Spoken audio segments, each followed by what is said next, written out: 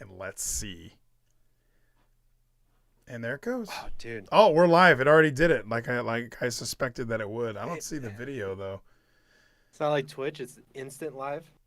No delay. Well, I believe that it is. So I was thinking, because I thought it used to be, it would just start streaming, and then you would have to tell it go live. But apparently, what's going on right now is we're just live. Like it already happened. We're talking to people. Yeah, this is it. We're on the internet. This is the magic of computers and YouTube. Wow. And we're already in it. Like, why not just already be in it? So let's go ahead. And, there's even like a capture moments feature now on YouTube. YouTube is different. They've really tried to step it up and make it, they want to be Twitch as well. They saw what happened. They saw, you know how there's like Twexit for like leaving Twitter, and then there's like Brexit for leaving Great Britain or whatever. Like this should be, this is like when there was like the YouTube exit, the Yexit, they were like, what are we going to do to bring these people back? They're all leaving. This is it. Are you, you're like Frank Dukes' friend. Why can't I remember his name? I can't remember it either. What was the big guy? No, it's because last night we started watching Cobra Kai, bro. Oh, I haven't watched that yet. I hear it's outstanding. Dude, Becca was like, just stopped on it, and she was like, oh, let's watch that. And she's like, I haven't even seen The Karate Kid before. And I'm like, okay. I've seen it. And I just put it on to have background shit on. Yeah. It is so good. We 2 episodes. It's already really good. I heard it's outstanding. Yeah, everybody talks about how good Cobra Kai is. I've never watched it. Now, I saw Karate Kid 20 years ago. Like, it's been a very long time since I've watched the we I remember the iconic parts, the wax on, wax off. Sweep the leg, Johnny. Like a lot of that stuff I do remember. We got to play my entrance song real quick. We're just marching right in. Not even like no song. Normally what we do is we have the stream will begin shortly banner. Give everybody some time to gather. We'll just play 60 seconds because I'm not even recording the audio for the podcast yet. So this is like super exclusive stuff. This is YouTube exclusive. This is YouTube exclusive as it gets. So let's hit start recording. Now we are recording our podcast, our audio on demand feature. Everybody, thank you for coming in. We're live on YouTube right now. We're going to take a minute. We're going to gather our thoughts, play a little ditty, and we'll be ready to go in just 1 second here. So, yeah, thank you for coming around and hanging out. Spread the word. Send some tweets out that Vleeties is live on YouTube. We are back on YouTube.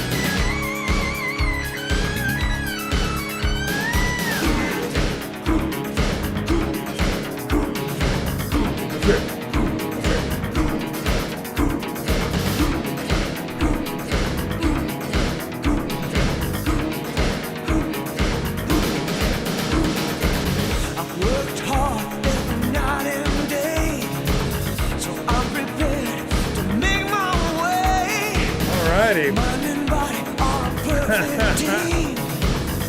Now's my chance to live My dream. I'm taking hold of every moment. Carrying straight by the breath of life. I'm gonna stake my claim. I fight to survive. That's it. That's it.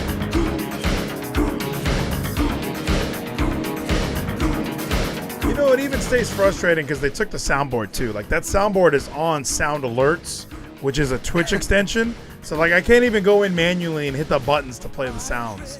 Like I don't get to hear, you know, you're looking for a fella to fight him? I'll fight him. Like that's really that gets me through the day, and now it's not here. Welcome, ladies and gentlemen, to another installment, another edition of Vleeties. My name is Ryan Van Vliet. I'm joined by my main man, Zachariah Geezy. What's Geezy today, my friend? How are you? I'm good, man. It's almost election day, even though we've both voted already. Isn't that weird? And they're already saying that, I mean, we're looking at weeks and weeks before we even know who the president's going to be. That's what some states are saying. Like, we're not going to know. We're not getting all of our mail-in ballots until weeks after the election. It's like, how can you tell? Like, if I put a stamp on my mail-in ballot and drop it in on election day on November 3rd, are they just going to wait until they get it? Like, are they just going to count it? Like, the whole mailing thing, I know that it started off as like no, the post office is great. Why wouldn't you guys trust the post office? It's not that I don't trust the post office. I don't trust you.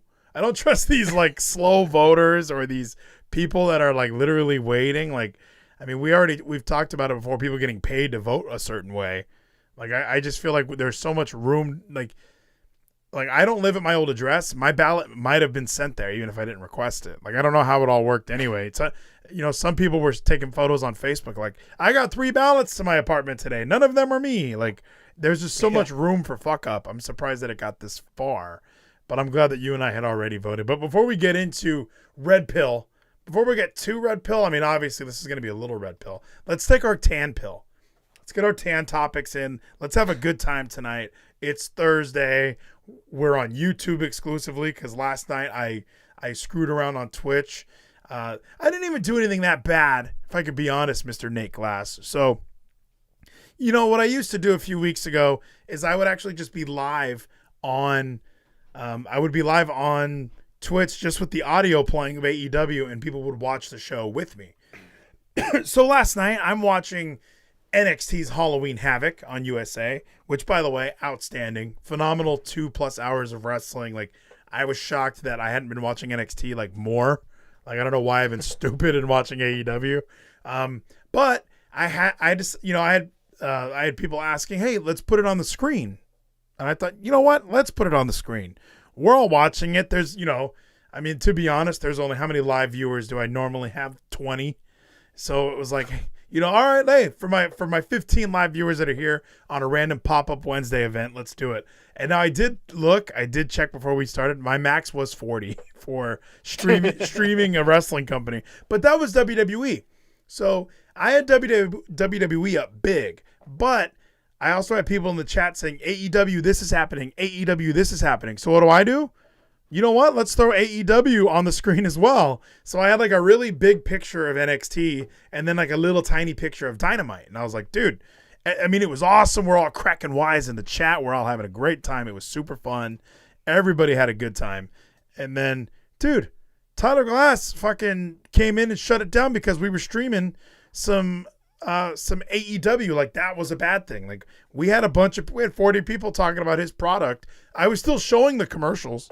It's not like I was blacking out the commercials and they were losing that advertising money. I just thought it was shocking. But so I get the email from Twitch saying, hey, your account has been suspended. Nate Glass of All Elite Wrestling has filed a complaint. You were showing copywritten material. And much like Virtual Court last week, I mean, I couldn't do anything about it. They're right. I was showing that material.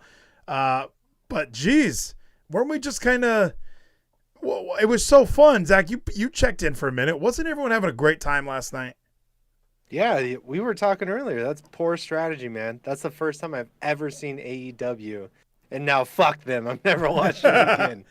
Yeah, the first thing they do is they come in and remind us that they have lawyers, that they have a big legal team, and they're corporate America. And I'm the little guy, I'm the everyman, and I'm showing other people who never have seen their product, hey, there's other wrestling. There's wrestling on Wednesdays. I mean, you've never watched wrestling on a Wednesday night unless it was Thunder in the 90s or in the early 2000s. So this was like a big deal. I'm watching NXT. Everyone's having a good time. Sonic Gino was loving it. Nathan Weller was loving it. Tyler Spida, Trash Gamer. Everybody was there rocking out, just enjoying the show. Rezzy was there. And for some reason, AEW decided to take a big dump right on everything. And Maddie Spice in the chat, Matthew Smith, that says, fuck, now you all know my real name. We all knew your real name was Smith or Spice. It was a 5-letter word that started with an S. So welcome, Maddie Spice. We're glad that you're here. We will jump into the general voice chat on Discord in a little bit, so that way we can kind of interact with everybody. But we got some shit to get to. Zach, I'm wearing the hat, man. I'm not converted, okay? But I'm just saying. The Dodgers won the World Series, my friend. I didn't talk about it much yesterday. I did tell Kevin that I was a tad hungover. I've been dealing with chronic neck pain ever since that night. I don't know what that's from.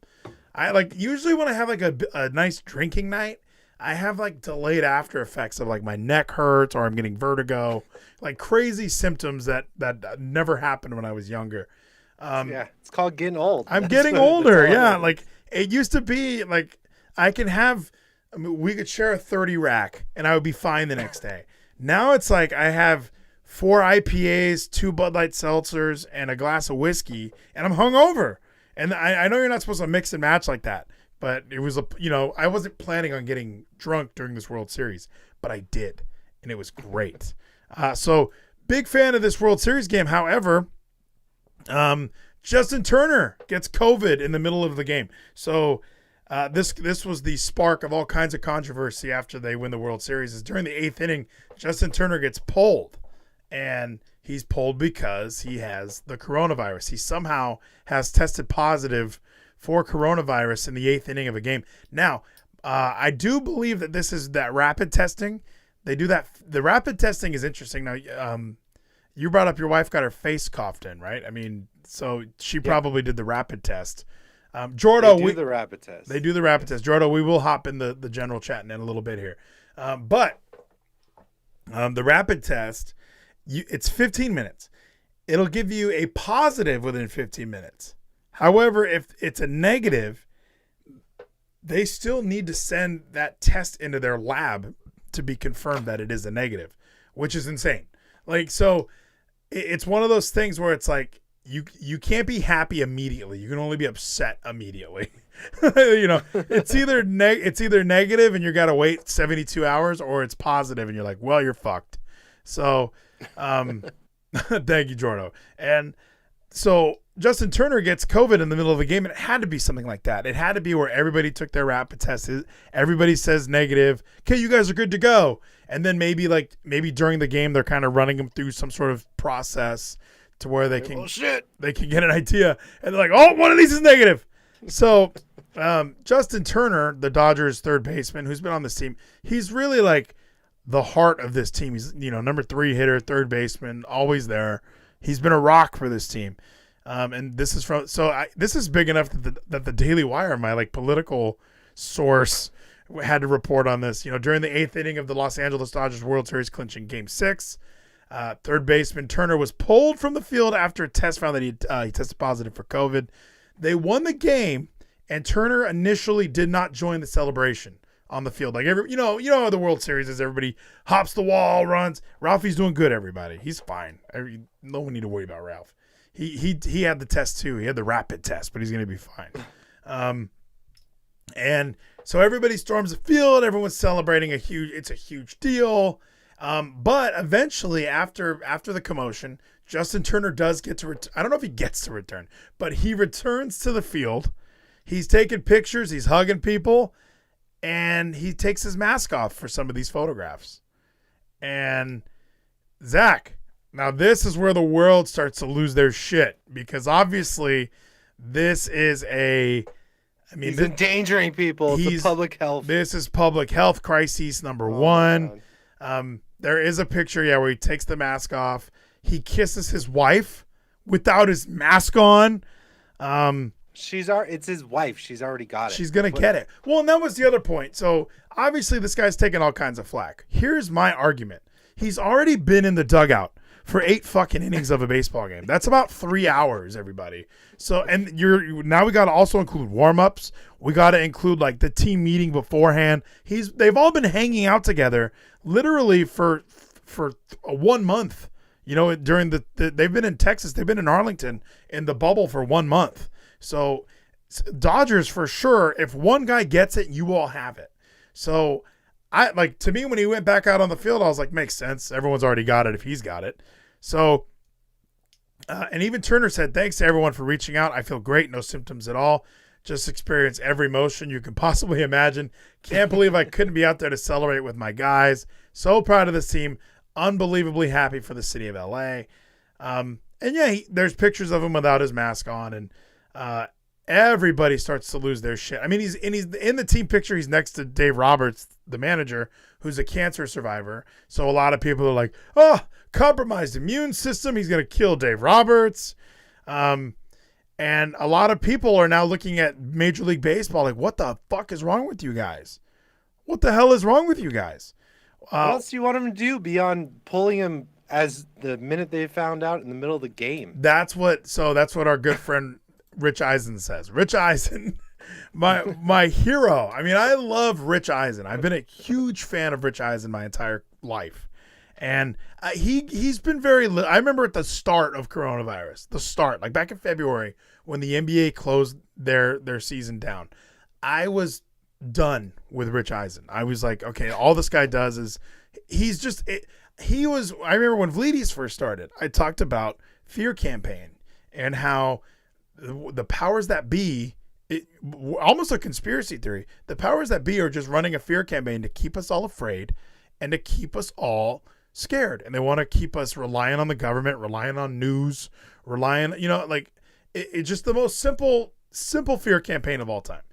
And sure, I mean, I do think this virus is very serious. I do think that I'm a little confused why no one in the world has come up with a vaccine or anything yet. Like, you figure the Germans would have something by now. You know, like that's the power. Germans. That's the power of German engineering. I thought we would get something from them at least by now. I thought that, they've invented the microwave. They've invented all kinds of fun shit. So I thought they would eventually be the ones to get this vaccine rolling. Heineken. So Rich Eisen, and it's funny that I brought him up like so quick because, I was even nervous. Like, okay, I am a Trumper. But I also am an anti-CNN guy. I'm an anti mass media guy. I'm an anti-big tech guy. Well, hey YouTube. There's several things like I look into these things a little bit more. So Rich Eisen during his huge thing this morning, or it was yesterday, it was the day after the World Series. He goes all in on Justin Turner, on the Dodgers, and he calls out Fox News. I mean, he just was spitting daggers at everything that's me. And I don't watch Fox News, but he's telling me, like right off the bat, that let me see if I can find the clip, because he was really pissed at Justin Turner. Like he could not believe that Justin Turner would do such a thing, that he would. I mean, even the title of this video on Rich Eisen's YouTube page is Rich Eisen on Justin Turner's disturbing World Series celebration after his COVID positive test. And then in the description, it doubles down, calling it disturbing. And a lot of people are on, and this is his YouTube page, but a lot of people are on his side. There's a couple people saying some people were like me. They were in the dugout for 8 innings. Let him go take a picture. What the fuck? Like, how is this one extra hour really going to do it? It was really disturbing to me that in the aftermath of this World Series, to hear that one of my favorite players in all of baseball and a friend of this program, he's been calling in for years. And a lot of baseball players don't call into radio shows and television shows. They just don't. because they don't have to or they don't want to or what have you. But Justin Turner is called into this show. He's called into the show during playoffs after hitting home runs in the playoffs on his way to the stadium the next day.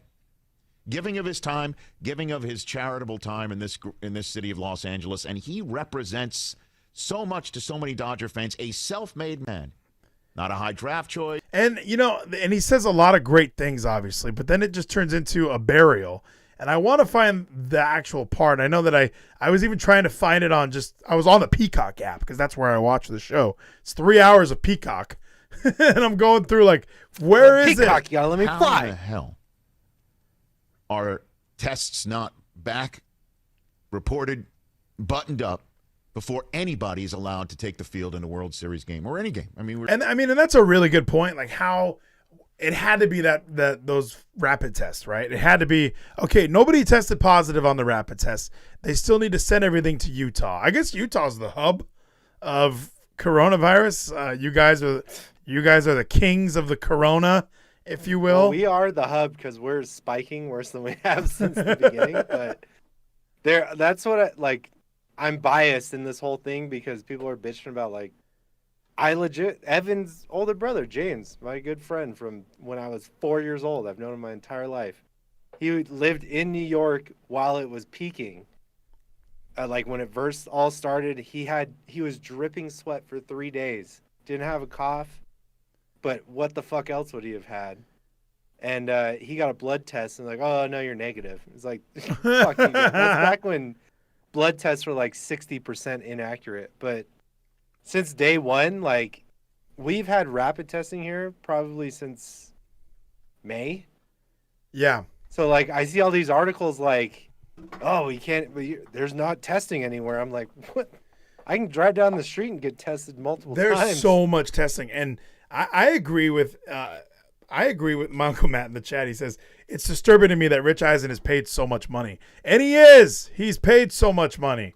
And then Maddie Spice, I don't know if we can donate in here because I don't think my YouTube channel is monetized for super chats. If you can find a super chat, I'll take it.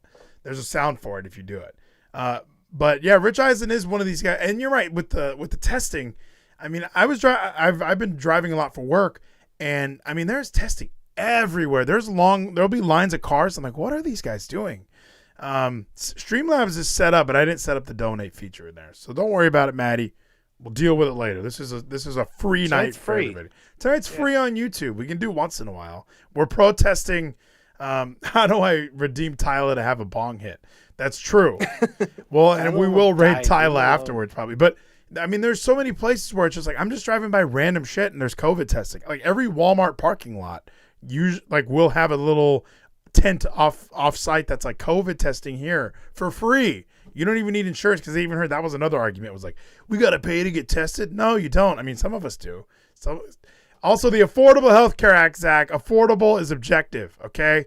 If you make no money, nothing's affordable. All right. I'm just saying that. COVID-19 in baseball. So we're hearing it in a bubbled up environment that somebody has to be removed in the 8th inning of a World Series clincher. I want to hear when he starts ripping me apart. How is that possible? That's what I don't remember when he actually starts getting in on me, but I was I watched this whole thing, and I even after it, I was okay, you know what? It's not a big deal. We could disagree on things. It's fine. This city's been waiting since 1988. He has represented this city more than anybody else. Because he really does turn into it does get political, and it's supposed to be about coronavirus. And potentially, God forbid, even worse. And I'm thinking to myself, how in the hell isn't Major League Baseball basically telling Justin Turner, there's a car waiting for you, go home? That was his solution. Sorry. It was hey, there's a car outside. You have COVID. You got to go. Get out of here. Get out of here. But when you take the whole fucking team, wouldn't the whole team have to go? If this virus is as contagious and spreads, just stop everything. Cancel everything. Stop everything. It's the same thing I've been saying for the NFL. Because Rich gets upset that people are attacking the NFL. You guys should shut it down. If this guy's so worried about COVID and the spread, we need to do the Joe Biden method and just shut everything down. Yep. Everything needs to be... Get the fans out of the arena. Get the fans out of there. Rich, go back to the announcers. Do your show at home again. I know you want to be here with your teammates, but you can't. We have to be the adults in this room. Fuck you, Rich. I love Rich Eisen too. And it's like, it makes me so sad because this is my hero. This is my guy. But I'm not done with Rich Eisen because my ultimate solution in all of this is how do I get on this show? Because I think he needs a red pill guy to steer him back a little bit every once in a while. Because it's not just Rich Eisen who's the problem. And I don't have the quote of him saying CNN does this and Fox News does this. A crowning moment that they should be proud of to get through the season that we didn't think was going to happen, and that I was one of many that was railing on baseball to get their you-know-what together to make it happen, because the NHL was making it happen, the NBA was making it happen. We all assumed the NFL was going to make it happen. Hell yeah. That NHL. baseball couldn't be left behind, that they finally did make it happen, and here they were. We had the commissioner on Monday. Hey, you're getting set to hand out the trophy. Hey. How amazing is that? Would you have signed for it? Without a mask, without this, everybody's got protocols. Fox News has protocols. Fox News. Fox News has people who are telling you the virus isn't serious. That is a sounder. Broadcasting. But even this, so this is the line. So he's saying Fox News is telling you this isn't serious. This is his. Fox News has protocols. But yes, that is 100% a sound. Fox News has protocols. Fox News is a sounder for Fox sure. News has people who are telling you the virus isn't serious, broadcasting their shows from their I'm house. just so upset. See, and that's what drives me nuts is I hear him say these things, and look, I understand bits and pieces of it, but you can't have it all these ways. If you really want to do the safest route, you got to shut everything down. No, I mean, there's no protocol that we've seen that 100% prevents the spread of this virus. And I like when I'm listening to Rich, and you know, he talks about how serious it is and how rapidly it spreads. If one person gets it in the NFL and the MLB and hockey and basketball, if we're this serious, we need to shut it all back down. And that's what I don't like is we can't have it all these ways. You can't come out and yell at Justin Turner, but not take into account that he's already been outside for fucking 6 hours probably by this time. Yeah. He took that He's warmed up with everybody. He's been in the locker room. He's been on the field. He's been with the other team. He's been next to the umpires. He's been next to the coaches. He's been next to the managers. Ibis Doodle in the chat. Hey, Justin, I know that you're one of the biggest factors in leading your team to success that they haven't had since the 80s, but leave. It's not going to happen. If you were this concerned from the beginning, you got to shut the whole thing down. Don't do it at all. How does Rich Eisen feel about the parade they're going to have? Well, he didn't even mention the Tampa Bay Lightning parade, which I thought was outstanding. Everybody outside by the water having a grand old fucking time. It was outstanding. And then Chris Brockman, who I brought up last night talking to Kevin on the whole effing show. By the way, YouTube, I know you're all wondering, what happened to TWFS? It's live. It's live on Wednesdays. If you go to twitch.tv/TWFS, dude, there you go. So Chris Brockman, Rich Eisen's sidekick on that show there. It's right here. Yeah, it's like right above Zach. You can see it. That's where you go to get TWFS Wednesdays. And then if you go, oh, well, you got to pay for it. It's live and free, just like it always was. Or just get the podcast, Apple Podcasts, Spotify, Himalaya, Amazon Music now has a podcast section. Kevin's on there. I'm not even on there.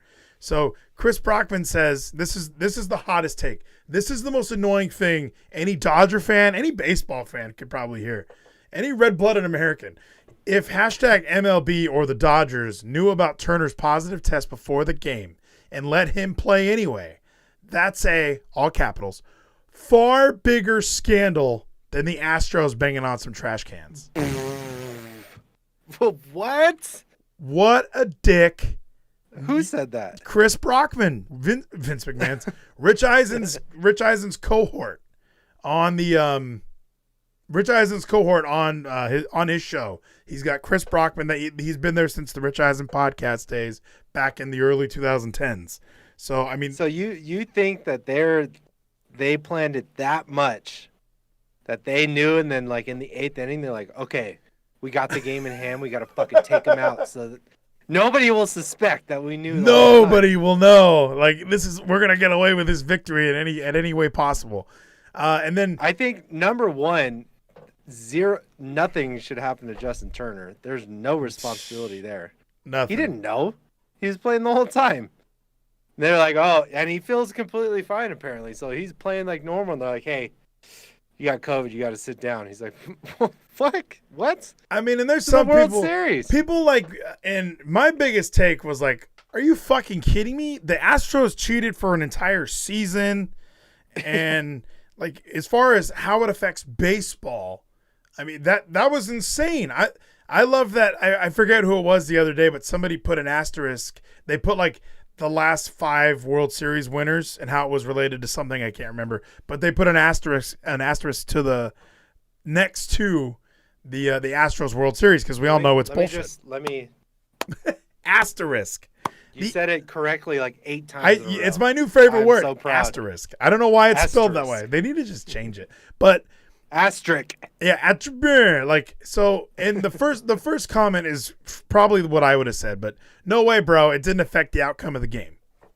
Simple enough. How did he play? I mean, did he go a 1,000 batting percentage and get every out? Like, what? I don't even think I think he got on base once, but the that's my response there is how does him not knowing that he has COVID and going out and playing, how do the Dodgers know that he has COVID and letting him go out and play? How is that worse than an entire season in baseball? As far as, and then of course Chris Brockman says, who cares about the outcome of the game? You're talking about a pandemic cover-up. Get real. I was like, dude, fuck this guy. Like I was 99.9%. like I read that tweet during the World Series or after the World Series. I just was like, man, I don't want to listen to my favorite Rich Eisen talk about this. And then he talked about it. Oh my gosh. And yeah, well, and you know what my favorite part? If we asked Chris Brockman or Rich Eisen about Hunter Biden, they'd probably give the same answer as your friend. Who? Is that like his son? Is that like his son or What? something? Is that like his? I didn't see that on CNN. That's not real. Yeah, it never happened. Yeah, and well, and Rich Eisen admits to watching CNN in that clip that I could not. I mean, he says it in there. It's a 10-minute clip. I just want to hear him say, "Fox News has protocols. They're doing shows from home." I'll clip that for you. Don't worry. Yeah, well, Triple H, our good friend Triple H, as he does with every World Series champion, he sends titles. You know, like a WWE Championship with the Dodger plates on the side. He sent that. I can bring that up for everybody. He sent those to Mookie Betts and to Clayton Kershaw. Now, why Mookie Betts? Let me ask you. I know he had a home run in this game. He had a terrible World Series, Zach. And I saw somebody post like, Mookie Betts is the best baseball player of all time. I didn't even pay attention to the season. I generally know who Mookie Betts is. He's not. That's Mike Trout. That's the for coldest. Sure. That is the coldest hot take ever. Like, there's no way anyone can logically try and convince people that Mookie Betts is the best player. I mean, he's not That's like me saying Asuka is my favorite wrestler. ever. Yeah, like you're putting her above everybody. But here is the WWE Championship that was sent to the guys. I just don't understand why it was sent to Mookie Betts and Clayton Kershaw, because Kershaw, absolutely, he's been a Dodger for a very long time, and this was a huge victory for him. But what I don't understand is why Corey Seagar, the World Series MVP, isn't getting a WWE Championship sent to his place. Like I was Seagar didn't get one? Seagar did not get one. This was sent to Mookie Betts and Clayton Kershaw. Make some room in the trophy case because they're the ones who get this. I know they sent it to to David Ortiz. Like, they always send 2 belts out. Like right here, they did the Lakers. They sent it to Anthony Davis and LeBron. They do it for everybody. The Seattle Storm, Breonna Stewart and Sue Bird got this one, the Seattle Storm belt, which is awesome looking. For everybody, Tampa Bay Lightning, Stamkos. I think they only gave it to Stamkos and them. I like the women's, the white belt. Hell Looks yeah, really good. the white belt looks good. We just got to play in the WNBA. But Wait, is that just my white fragility? I think coming that is through? no. Actually, you know what it might be. Maybe you were guilted into picking that belt. You were unconsciously guilted into picking this belt. It's red, white, and blue. I don't know. It's ingrained. Yeah, over all the other belts, that was the one that you took. You went with the women's one. Well, the Dodgers. I mean, look at the Dodgers one. It's all black. It's got a theme going to it, and then there's just these blue fucking circles on it. It looks weird. Yeah, with the like it kind of you should throw maybe the blue swoosh under the WWE, like, just a little make the something whole thing, else. the color, like make it all coordinate something. Something, yeah. Well, because when they do nameplates, or even make get rid of the blue, just make it black with the white LA. I mean, they put Fiend's face on it. Why would they not mix it up? Put Kershaw's face right there. Put Justin Turner without a mask right there. But I think that's cool. Triple H does that every time somebody wins. It's good. It's good publicity. They should have put Vin Scully's face right in the middle. Oh, that would have been dope. I wish Vinny was calling these fucking games, by the way. I used to be one of the cool kids who liked Joe Buck, but I think I get it now. I think I get why people don't like Joe Buck. And yeah, hopefully the Anaheim Ducks win it next year, Brad, so they can dip the belt in orange dye. I hope they do that. I might not be a Ducks fan anymore if we could talk pucks a little bit. Did you see would you want them to do the old school? The old school duck or the new school belt? Oh, I love these belts. The Mighty Ducks belt? Yeah, I want this belt and eggplant and green. Like I said, I want the Anaheim Ducks. Like it's just got Emilio Estevez's face in the middle? Yeah, or Charlie Conway even. So the Dallas Stars, by the way, these jerseys are sick. I don't care what anybody says. Like I never get excited for like when anyone goes, the new alternate jerseys are going to be released. These are fucking. These are so clean. I love these fucking jerseys. And here's the upsetting part: they're an alternate. Why are these not year round? You got to make these puppies all the time, black neon. They just look so. Does it glow on its own, or is it black light? It looks like it glows on its own, but it's just such a sweet logo. The black two color, simple. These are so badass. And it's like the roadside construction reflective shit. Yes. Oh, dude, they're so fucking cool. But like when they announced these, I was like, dude, this needs to be the only this needs to be the logo. These need to be the team colors. Like everything about this is awesome. So, but then you see these like Christmas green and black things they normally wear. It's like, dude, these are terrible. Oh, and they got the Matrix video going on? Yeah. I was like, these are terrible looking. They need to do black and neon all the fucking time. I absolutely love these jerseys. I even, on their Instagram, I even said, I am not a Dallas Stars fan, but I am now. Because these are so sick. I was so happy. Like, no matter what. And I like the Ducks still, but the Ducks, it's easy to leave a team when I have to stay up till 9 p.m. to watch all of their games. It's like you stay up till 9 and the game starts, and then the game doesn't end till like midnight, and then you watch your team lose. So I think I'm okay with watching the games until 10:30, and it's the Stars. So I think the conversion's official, man. Look at these fucking unis. These are badass. Those are dope. I'm sick. Stars boys over here.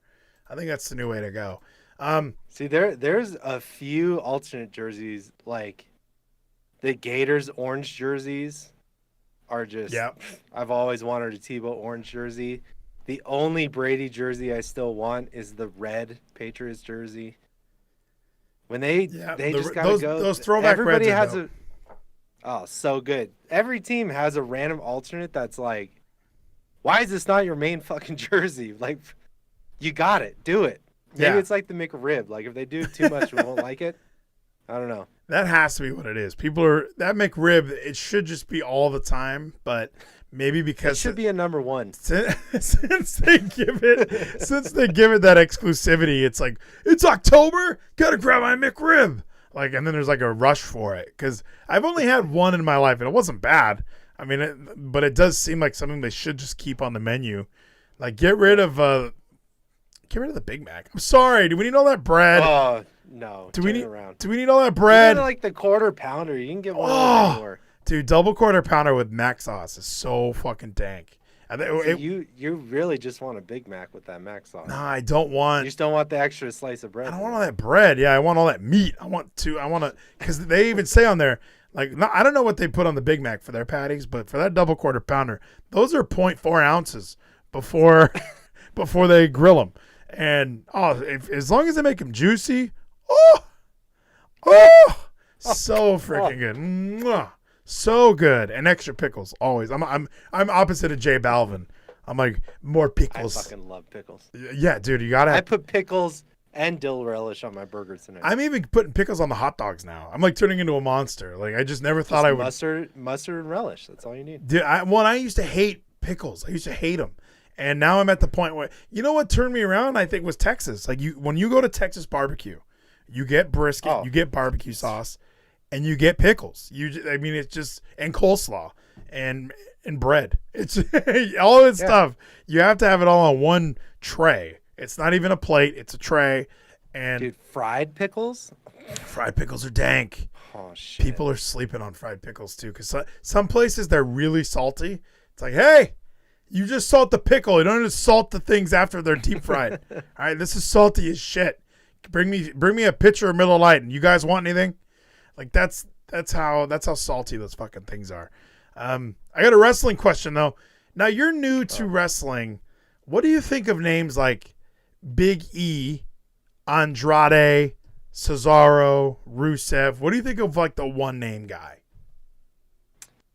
I think it can work, but you got to be special. Well, Big E. His name used to Big be E's good. His name used to be Big E Langston, so they dropped the Langston. It's much better. Big E's got the biggest tits in the WWE, so Big E makes sense. Cesaro, I like it. That's what I've always known him as. His name was Antonio Cesaro. Yeah, no. And apparently Terrible. when he got called up, like it took a year for them to drop the Antonio, but I think Vince was saying, no tough guys are named Antonio, damn it. Like that was his reasoning for dropping Antonio, was like, no tough guys are named Antonio. There's nobody out there in the world. Antonio Banderas is a fake motherfucker. So like Andrade, I'm okay. I mean, honestly, the only ones off the top of my head that are one word that I don't like is fucking slapjack. you know what? And maybe that makes me feel a little bit better about this, because this news story just broke, I think it was yesterday. Matt Riddle is now listed as Riddle on WWE.com. They are dropping the name Matt because why? Well, like, now here's the problem with this. Matt Riddle is a good name.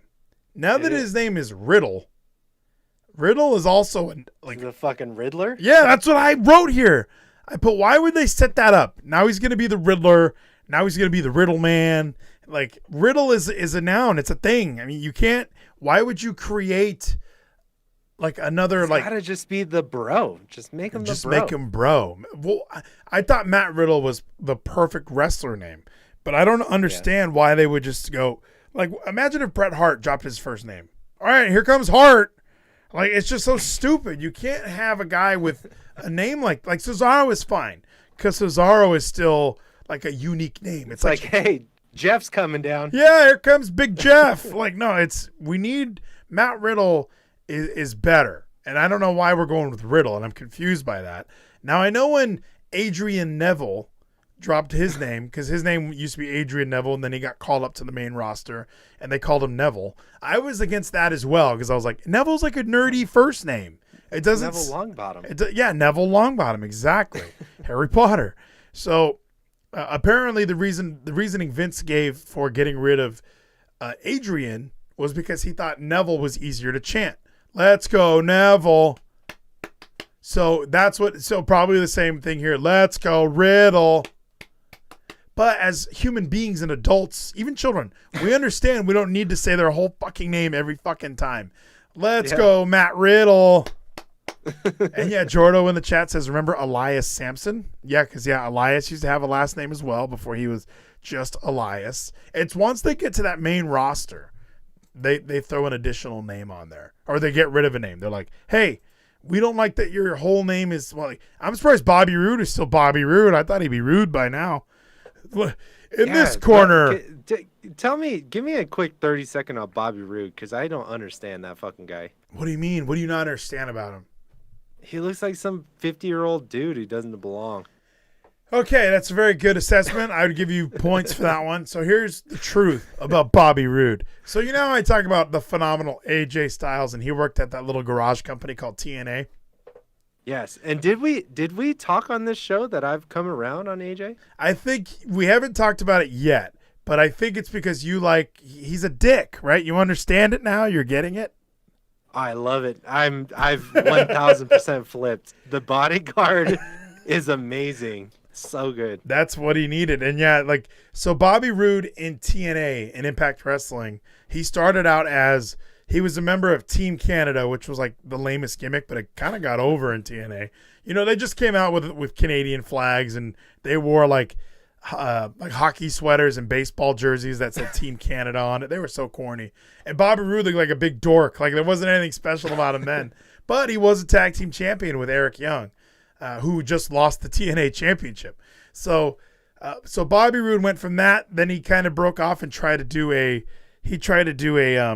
and yeah, my uncle in the chat, what if Macho Man Randy Savage, they just called him Savage? Like, he just had one name. Hulk Hogan was just Hogan. Like, you got to have Orton. You got to have full names. But fuck, but you did say all those and they all kind of worked. You liked him? Show. I mean, Hogan. Yeah, Show doesn't work, but Orton. Austin. Orton. It was me, Austin. Austin. But yeah, so Bobby Roode in TNA, he ended up getting into a tag team with James Storm, the Cowboy, and one of them was James. So Bobby Roode's gimmick was like a money guy. Like, he was rich. He was looking for a manager. He had all this money. And then James Storm was a beer drinker, and they were Beer Money. Classic name for a tag team, set up for an awesome theme song, which the obligatory thing we always have to do is just hear the Beer Money theme because it's so awesome. Beer Money! Like, Beer Money! So I actually bought this song. Like, it's funny because, like, this was in the era where, like, I think on TNA Shop, Shop TNA, I actually bought something from there one time, and they were like, you get a free download of the Beer Money theme. And I was like, awesome. But of course, with me, I just listened to this part 100 fucking times. Beer Money! All right, what other songs do I got downloaded? Like, that would be what would happen every time. I just love that. It's a good theme song. It really is. But these guys... That should be like when you turn your computer on. Instead of the Windows loading sound, it just plays that. Okay, my login is Real Vleeties. Yeah, like, okay, here we go. Glad that everything's working fine. But yeah, it really was. It was an awesome song. They were a great tag team, and they eventually had their big split. Now, when they had their split, Bobby Roode became the TNA World Champion for a long time. Bobby Roode was the top guy. So when I think of, like, when Bobby Roode came to NXT, there was nobody more excited than me because I was like, holy shit. Bobby Roode was one of my favorites when he's in TNA, but I will put my hand up and 100% admit that it has not worked. There's been plenty of times where I thought he was leaving, and I was like, okay, good. Bobby's getting out of WWE. He just doesn't fit. Like, even watching him wrestle in an arena with more than 100 people, I'm like, come on. Like, well, what? Like, I think it's in WWE. He's been like it seems like they're trying to, like, nature boy him. Like, he's all pretty. He's got the big coat. I've seen him where he comes out and just is standing there on the fucking turntable. They turn him around. Yep, he does the glorious, and that couldn't be less him, by the way. Like, when you hear him talk in interviews, like, he really is just a good old Canadian boy. And yeah, like, even Sonic Gino in the chat, he was the leader of the selfish generation. He was the it factor, which was great because he called himself the it factor, and I forget who it was, and Sonic Gino can fill in the blank, but somebody called him the shit factor. Like, he was such a good heel, and he was having great matches, and his finisher was the crippler crossface, which, like, nobody's allowed to use anymore because it reminds everyone of Chris Benoit. And he was using that. He was using the double R spine buster. He was using, like, now that he just uses a DDT, I agree that sucks. Like, anybody that has, like, it's a good looking DDT, but there's nothing unique about it. Like, him getting somebody set up for a DDP and yelling, glorious! Like, it just didn't work at all. Oh, and then Nathan Weller and Sonic Gino reminded me, shit factor was coined by Mr. Anderson. Even I know that by now. Yeah, it's great. And then, yeah, Off the Chain was Bobby Roode had a good song when he was off the chain. Let me find that for you so you can hear that a little bit. I'm off the chain. Time to go against the grain. What an awesome song. How come none of this came with him to WWE. Like they were like. I'm off the chain. Time to go against the grain.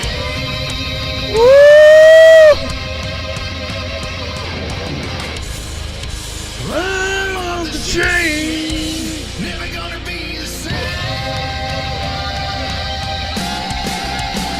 Like that was an awesome theme song. And then I wanted to hear. So when he was champion, they had to get rid of the fun lyrics, so they did this. Look how epic this is.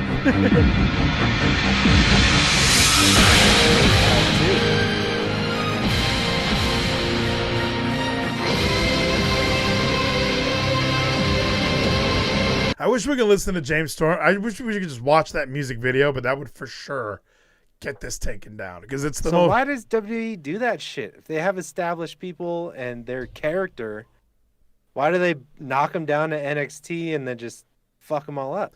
Well, it's the NWO Stone Cold reasoning, which when NWO came to WWE after WCW had disbanded, they came to WWE and the plan was, okay, Hogan's gonna beat Rock at WrestleMania, Scott Hall's gonna beat Stone Cold at WrestleMania, and Austin was like, we just beat these guys in the damn ratings war for fucking 3 years, Vince, and now you're gonna make me put one of them over. That was my Austin impression. No, so, but that was what his logic was why are we giving another company any sort of credibility by having them come up and beat us? And this is the same reasoning why when AJ Styles came to WWE, he lost to Jericho in like his first big match at WrestleMania. Like there are these like, we can't just give like, oh, you were really good in TNA. Well, you better come to WWE and beat everybody, and I think Vince has a little bit of that mentality. Like, no, damn it, kid, you better earn it. You haven't shown me shit here. This is the big place. Because like, Well, I get that though. Like that makes sense. Like you can't just AJ can't be the champion then come beat Roman Reigns today and just take over the whole WWE. But which almost happened, by the way. It's funny you use that example. why change their whole character though? That's the interesting part is why try certain things or do different things. Like Bobby Roode to me as the it factor, the leader of the selfish generation, or even when he turned babyface when he was fighting Bobby Lashley, where he was just, or when he why are we doing this? There's a I started this conversation with give me the 30-second summary on Bobby Roode. Now it's the Bobby Roode show. Now I forgot we have red pill topics. I'm just all about Bobby Roode because he cuts a promo like in front of Hulk Hogan. It's so good. Oh, Taz was there. I don't know if this is it. I don't want to get taken down. We'll just listen to the audio. Hey, don't you take another step! Hey, Hogan, you coward! Hogan, you coward! Don't you take another freaking step! Hey, you coward! Turn around and listen to me! You son of a bitch! Oh! Robert Roode! Bobby Roode rules. I have listened to you talk over the last 6 months, and I've had it! I've had it! It's time for you to start listening to somebody else, and that somebody else is going to be me, and it's going to be right now! Hell yeah, Bobby Roode. And don't worry, Hulk. Don't worry, man. I'm not going to sit here and talk about how me and my buddies here built this company from scratch. Okay, so let me explain this just for some context. You know what? We got to bring this on the screen. This is wrestling history, damn it.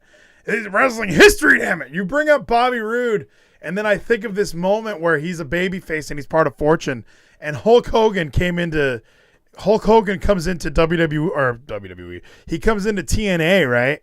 And he shows up and he's the boss and he doesn't understand. He gets rid of the 6-sided ring. He just doesn't understand what TNA is.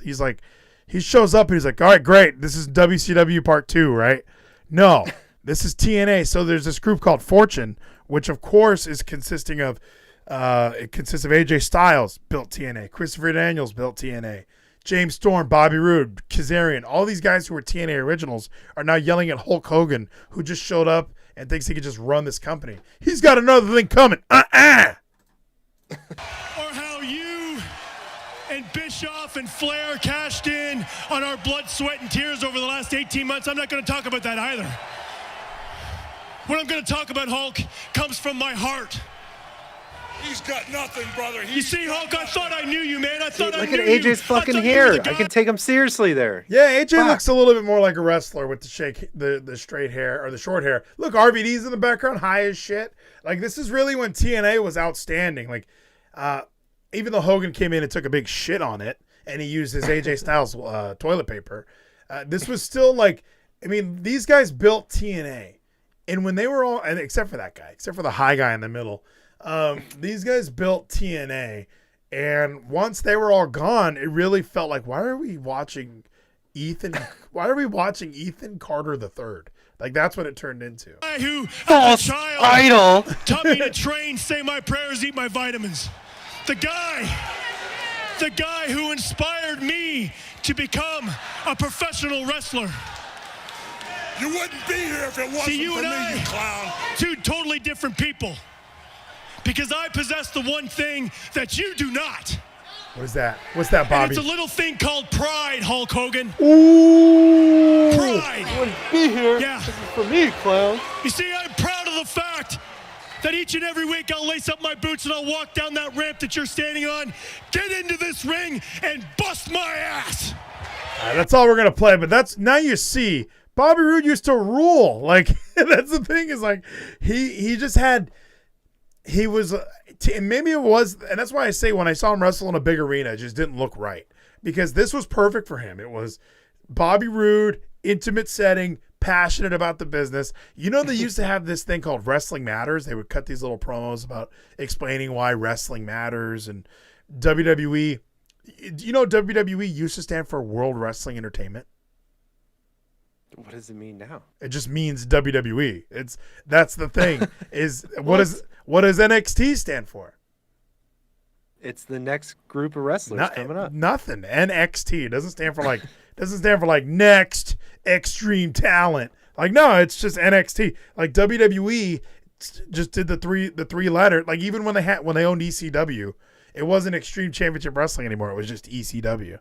Like, XFL doesn't stand for anything. It's just XFL. Like, that's what Vince does with three letters now. It's like TLC, you know? Don't go chasing waterfalls. Nobody knows what that actually stood for.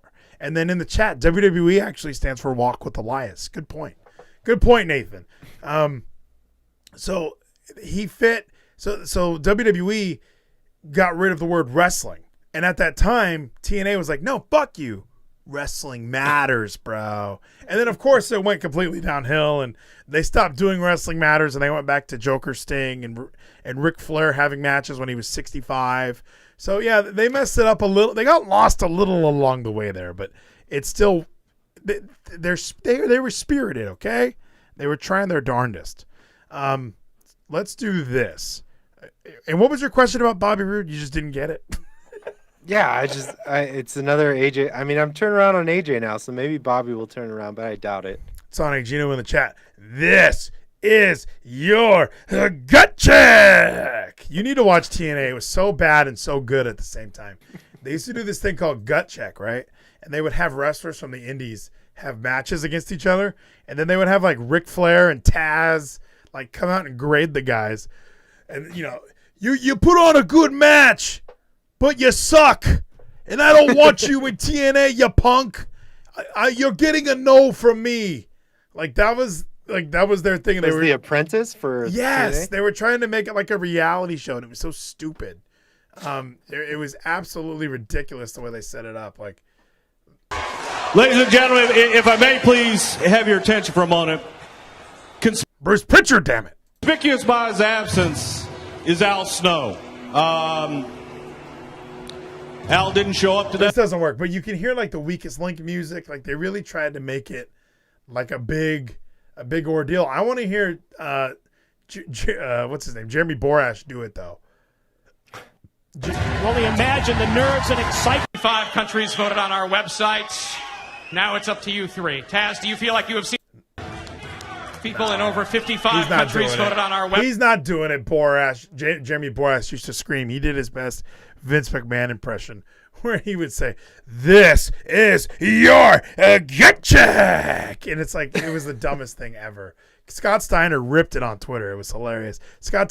We'll get into that one day. Scott Steiner got like fired from TNA, and he just went on Twitter and did like a 30 tweet in a row, not all sentences, like some periods, some not, and just ripped TNA, talking about how gut check is stupid. Why would anybody watch a bunch of nobodies? Like why are people still? Nobody wants to watch Hogan. There's no reason to have him here anymore. He's clearly a waste of time. Let's do this, Zach. Let's do what we said we were gonna do. Let's hop into the general channel, and that way we can interact with Jordo. Maybe we get Sonic Gino in here. Let's mix it up. We're on YouTube, and it's free. So let me back out of this real quick. I'm going to hang up on you, and then bring up my Discord, and then we're going to move into that general channel. King Benny's in the chat. King Benny, part of that YouTube gang, son. It's good to have you here, my friend. Jumping into the general. There is Zach. So, you can hear me, right? You're still here. You're among us. Yeah. You're among us. I demolished you. And there's no ad breaks tonight. Fuck. You need to go to the bathroom? We can make an ad break. Let's make an ad break. It's not hard to make. I'm feeling like we're definitely going more than 30 minutes more. No, I'm on a time. I'm on a time crunch. Just kidding. Yeah, if you want to go get a drink, now's the time to do that. Go get the drink. Let me see. You know what? Let's just go back to me and you because I can't do the screen. Sorry, Jordo. You and I will do a one-on-one show sometime because it's not letting me. The screen isn't going to work the way I want it to. I have it set up so Zach can be on the screen, and it's not going to let me do that if I'm in the general chat. So we'll just put Zach here, and that way we'll be able to. JT made a Geezy song. What's this news? Are you hearing this? He sent it to me during the live show. I haven't even heard it yet. Dude, this is going to be epic. It's to the Monday Night Messiah theme. Oh, Dr. Rollins over here. Whatever happened to Giordo and that one girl? That's what we're going to get to the bottom of, King Benny. We'll have to do that. I don't know if Jordo's still in the chat. So if he gets in the chat and says something, maybe we'll follow up. We'll do another Jordo's Creek. But what we're going to do now is we're going to take a short break, and we will return. And let's just say a minute. Let's just say 2 minutes. I mean, I'll sprint. We got time. Yeah, so Zach, you go ahead. Let's go ahead and we'll take a brief break, and we will be right back. So let's do this while we're going to be right back, by the way. Didn't mean to hit that button that I just hit.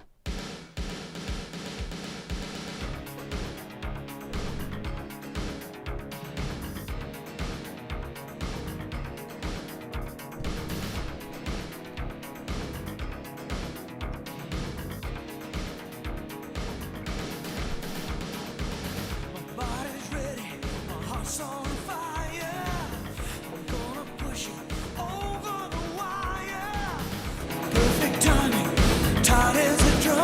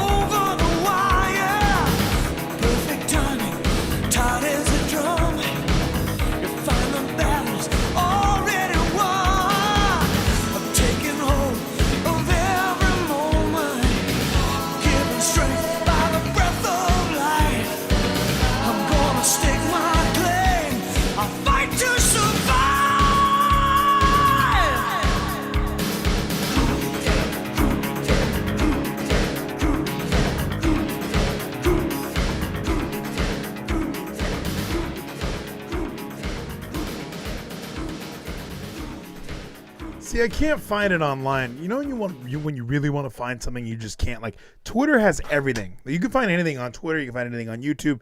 Anything on Google. Well, wait. You can't find Hunter Biden's laptop though. You know what? I can't verify it at least. I know where it is. I saw it. I mean, there it was, but I don't know. I don't have it.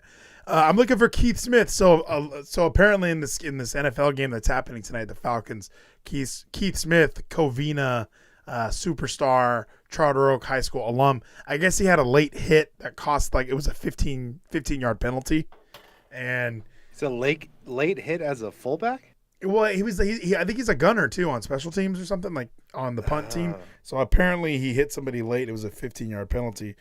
So he doesn't make those mistakes. Yeah, and I guess my dad was saying the announcers on the radio were ripping him in half, and they were saying, everyone on Twitter is like, "This is why the Falcons are the worst team in football."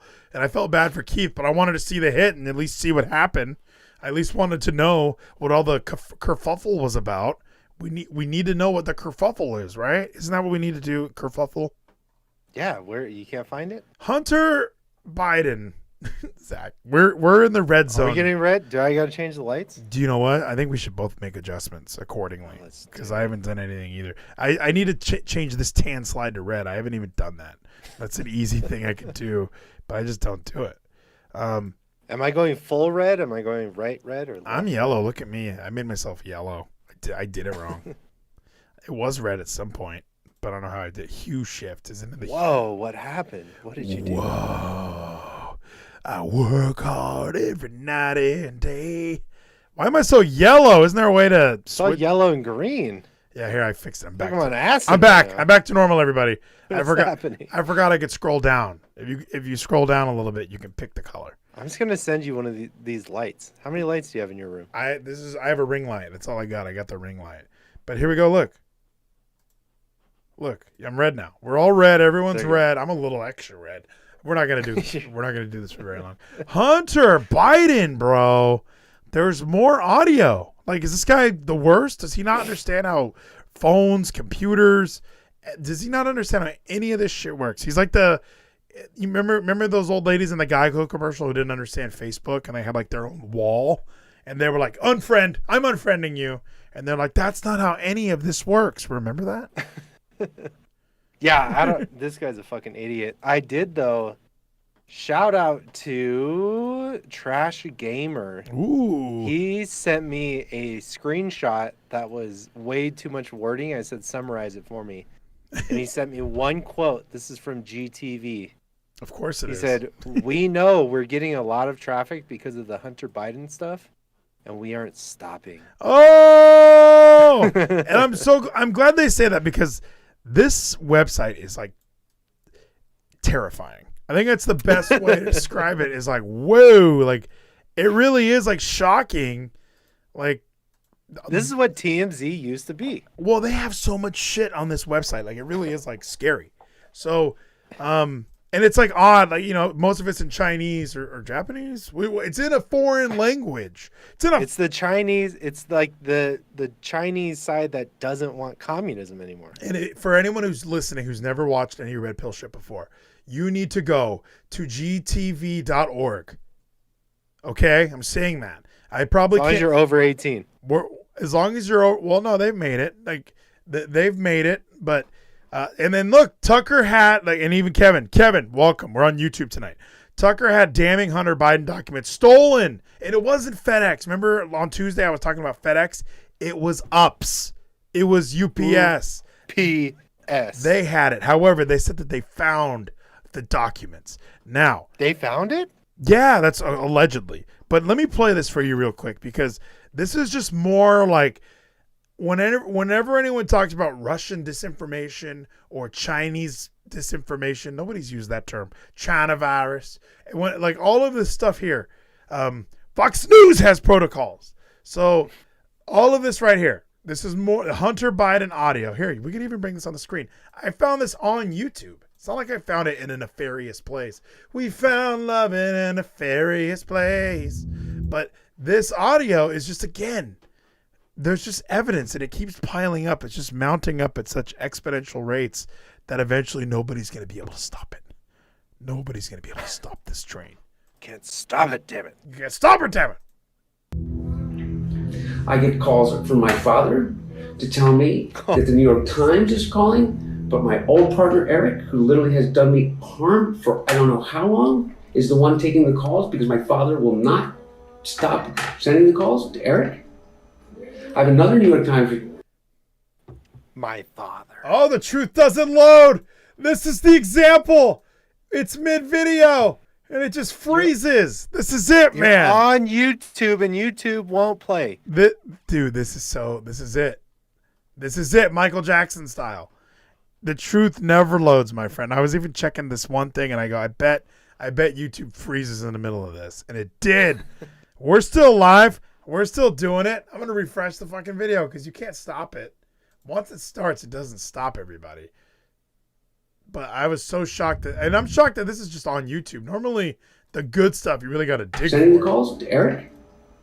I have another New York Times reporter calling about my representation of literally, Dr. Patrick Ho, the fucking spy chief of China.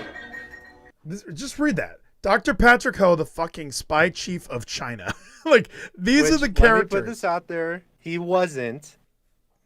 Dan Bongino did like a whole half an hour on this. Yes. But he is very involved with the Chinese government. Good. So he's not the spy chief. Is that a real term, though? Do you have whereabouts on the spy chief of China? I don't know. He's probably locked up in a cage somewhere. And if you betray at all, you're done. So I don't know. And this is Ethernet, everybody. I got 3 53-foot Ethernet cables running into this room. This place is fucking Ethernet as fuck, bro. It's just that the truth doesn't load, Matt Smith. Who started the company that my partner, who was worth $323 billion, doing this. founded, and is now missing. The richest man in the world is missing, who was my partner. He was missing since I last saw him in his $58 million apartment and signed a $4 billion deal to build the fucking largest fucking LNG port in the world. And I am receiving calls from the Southern District of New York, from the U.S. Attorney himself. My best friend in business, Devin, has named me as a witness without telling me. This picture, what is Joe Biden made out of? Like, I look at Hunter Biden, he looks like a normal human being. Like, you can see like he's got like some facial hair. Like, Joe Biden looks like he's made out of clay. Like, none of that exists, right? Am I being too finicky? But I feel like this zoom in really shows like, what do we got? Facelift, Botox. I mean, yeah, he's got like this is pinned back. His forehead has just been stretched this way 8 times. Because like he's got no wrinkles on his forehead. That's not possible. When you're this close to Hunter, like, because even Hunter, like, there just looks like a man. He's got wrinkles in his forehead. Yeah, he's got some wrinkles here. He just looks like a guy. Next to he does smoke crack and have sex all day long. They do say that a lot of crack and a lot of sex leads to longer living. In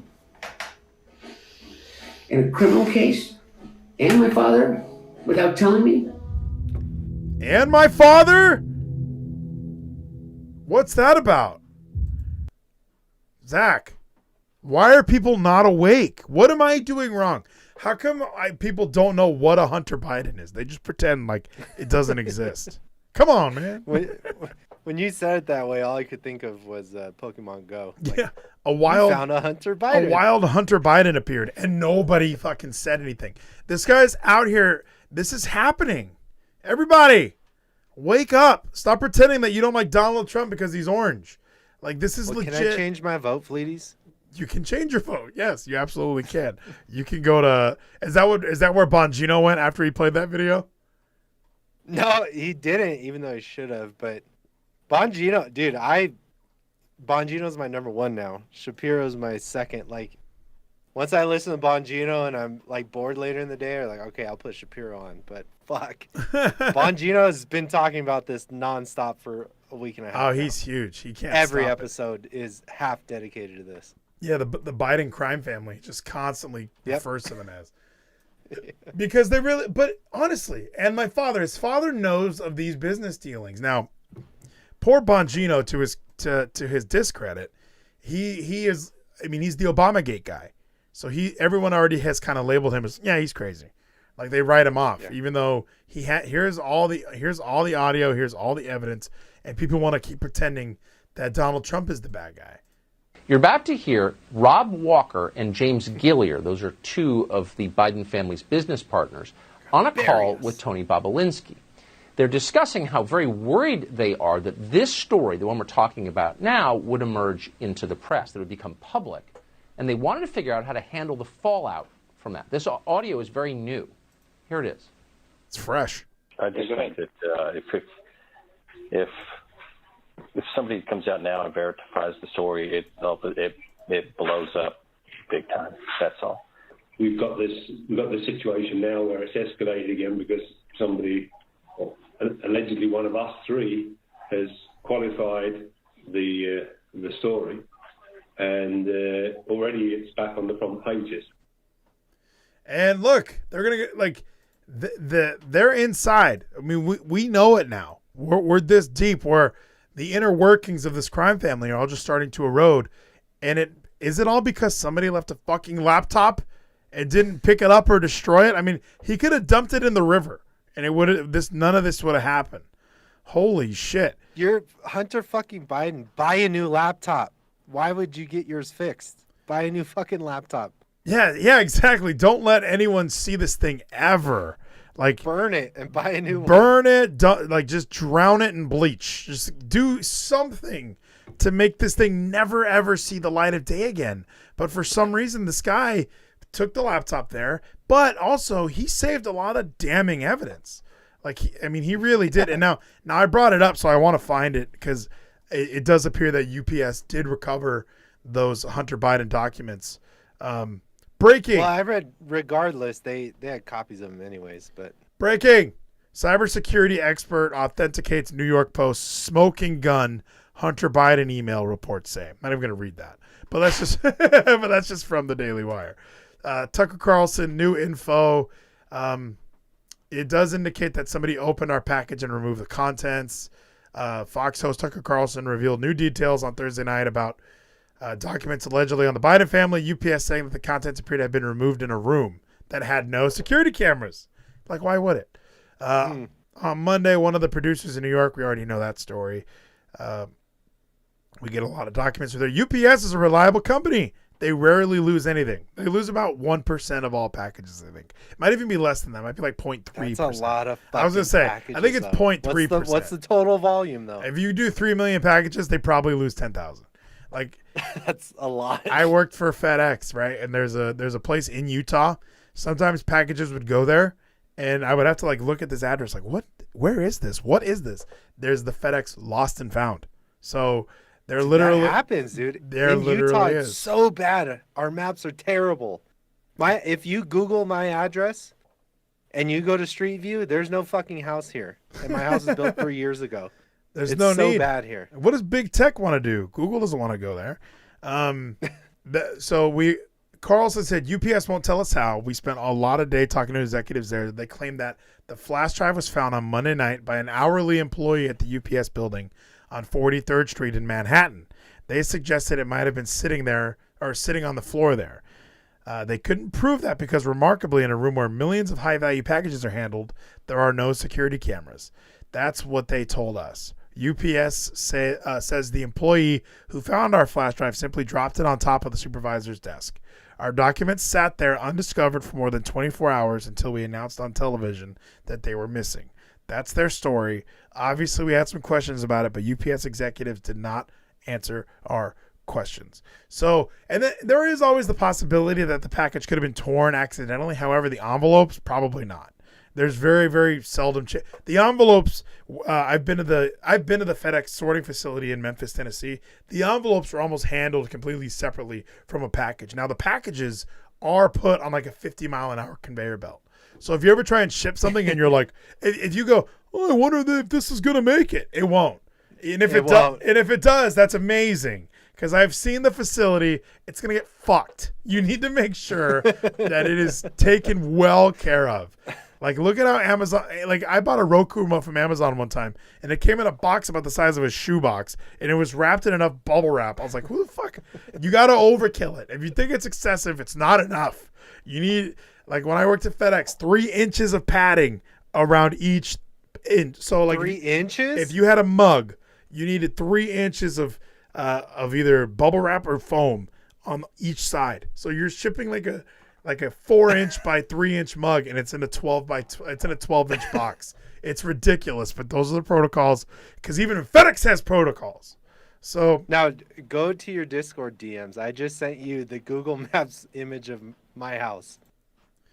That's where you live, huh? My address. Only Kevin has my address because I ordered a fucking shirt from him, which I'm sketched out about. But hey, he sends the shirts. This is where I live. He never sends it. He might send you a Bobby Roode trading card, but other than that, that's about it. Yeah, I mean, he's gonna send me a Warhammer tabletop game. He better. He might as well. But yeah, I just more and more damning evidence is coming out regarding Hunter Biden, and again, like, I mean, I don't know how much more we can do this, but like when you go to CNN, I mean, they really have nothing to report. Yeah, they're focused on trying to tell us about the peaceful protests happening in Philadelphia, which I'm not even going to touch on. We've done enough riot coverage on here. And I think America, honestly, even though, you know, to some people, obviously, they're still throwing up the fist and claiming Black Lives Matter. I even think a lot of people are like, oh, well, let's take another look at what happened. And, you know, the rioting and the looting is just ridiculous. It really isn't. It really is. But yeah, look, let's go to their thing. With the senator risk, Trump focuses on himself. You know, like, let's do something to slam Trump a little bit. Federal appeals court rules, mailed-in ballots must be received by Election Day in Minnesota. Minnesota, as we've said, the state with the most voter fraud. They're not allowing these ballots that are rolling in days after the election. Drop it off. Just think, a Muslim immigrant basically won Minnesota. Yep. How did that happen? How did it happen? Don't ask questions. But yeah, I've never been there, so I don't know. Yeah, and Hunter Biden is not on their front page at all. Like, there's just nothing about Hunter Biden. Trevor Lawrence is on their front page, not Hunter Biden. Trevor Lawrence getting COVID-19 is a bigger deal to CNN than Joe Biden's son confirming that Joe Biden is involved with his business dealings in China. But it's a bigger deal that Trevor Lawrence has COVID. So, I mean, it is a big deal. Not for me. He's the number 1 pick next year. Is he? He might stay at Clemson. I mean, why wouldn't he stay again? Yeah, go to Clemson, go to school, get a fine education, learn about women's studies. There's no reason to rush college anymore. I mean, true. I'd stay there as long as you can. And no, you're right. Risk your career like Dak Prescott. Yeah, you're right. I mean, he should go to and then Kevin did want to confirm Ramadan is widely observed in parts of the northern U.S. state of Minnesota, a place a large Muslim community calls home. That is a good quote. So I got some other things here to get off of Hunter Biden for a second. What are your thoughts on Kamala Harris or Kamala Harris? What do you think You're about very her? different. Do you think she's very different? In the policies that you've supported in the past. The person who, one, hasn't talked a single fucking time since she's been nominated for vice president. Isn't that weird? And like, there's been like almost no press conferences with her. Like, they really have. I've heard. I haven't heard Pence once this 4 years until COVID happened. I hear him all the time now on the campaign trail. And then the only thing I know about Kamala is her fucking tell from Ben Shapiro is her damn Joker laugh every time she's lying. It's so obvious. Well, there's plenty of that. And I'm sure you've seen this video before, but I just like, yeah, I love this video. You're very different in the policies that you've supported in the past. You're considered the most liberal United States senator. Somebody said that, and it actually was Mike Pence on the debate stage. But there's the laugh. Well, actually, the nonpartisan GovTrack. So yeah, that's true. That's the laugh. If you haven't heard the laugh, that's the laugh. When she gets asked a question and doesn't know what to say, the laugh happens. And yeah, it was a debate. It was a debate. The entire reason we were even there. This is why we need the fucking soundboard. Has rated you as the most liberal senator. You supported the Green New Deal. So GovTrack, what she's saying is GovTrack, some bipartisan website, is saying this is the most liberal senator ever based on her voting record. Supported Medicare for all. You've supported legalizing marijuana. Joe Biden doesn't support those things. So are you going to bring the policies, those progressive policies that you supported as senator, into a Biden administration? What I will do, and I promise you this, and this is what Joe wants me to do, this was part of our deal. I will always share with him my lived experience as it relates to any issue that we confront. And I promised Joe that I will give him that perspective and always be honest with him. And is that a socialist or progressive perspective? No. What does she mean? Of course it is. Like, that's what I don't understand is why Kamala is it Kamala or Kamala?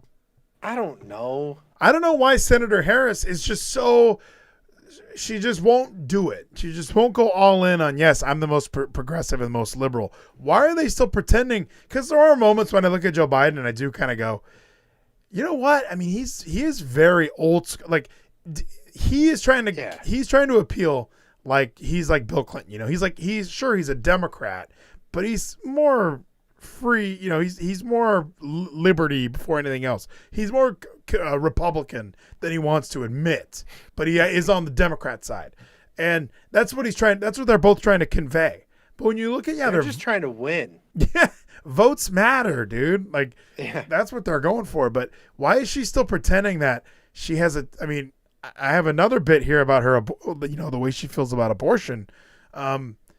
Well, but really though, is she the most liberal? I mean, she's worse than AOC or. But here's the thing.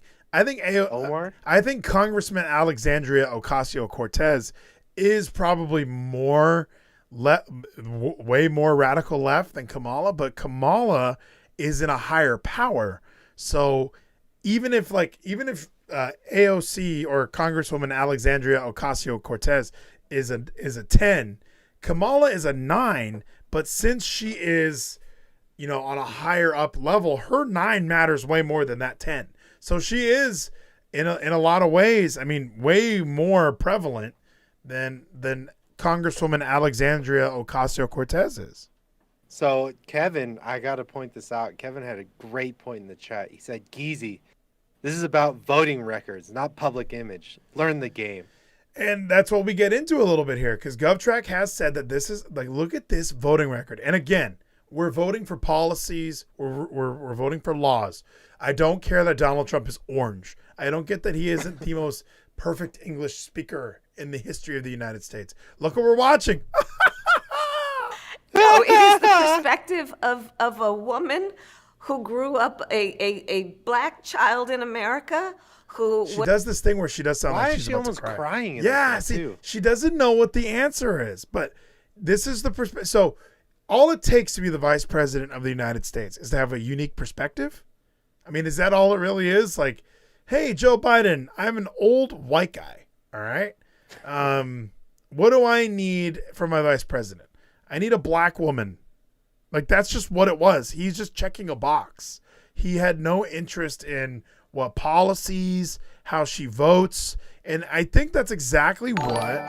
Oh, Dakota Poland just subscribed. I don't know how that sound happened. Does that mean on YouTube or does that mean on. That had to be on Twitch. I think it was on YouTube. It came on the stream too? I saw it happen. Everyone subscribe on YouTube and maybe that'll happen more. I can't do. If I would have just said. Whatever. Here we go. Hit play. Was also a prosecutor who also has a mother who arrived here at the age of 19 from India, who also, you know, likes hip hop. Likes hip hop? What does that mean? I thought Joe Biden likes Despacito. So what does he need her for? Hang on. Wait. Hang on. Let me. Oh yeah, you do. Are you giving a speech? Yeah. Wait.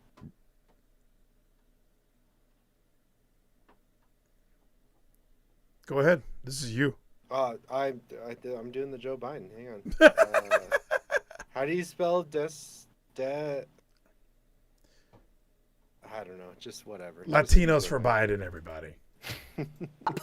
I'm surprised he found the song. What? He had it queued up by somebody. Oh, somebody handed it. That's not even his phone, Zach. Somebody gave him that. Don't touch the screen. Yeah. Just take it out and press the button. Just hit play. That's all we need to do. And Sonic Gino in the chat says that AOC played Among Us with my favorite horror storyteller on YouTube, Corpse.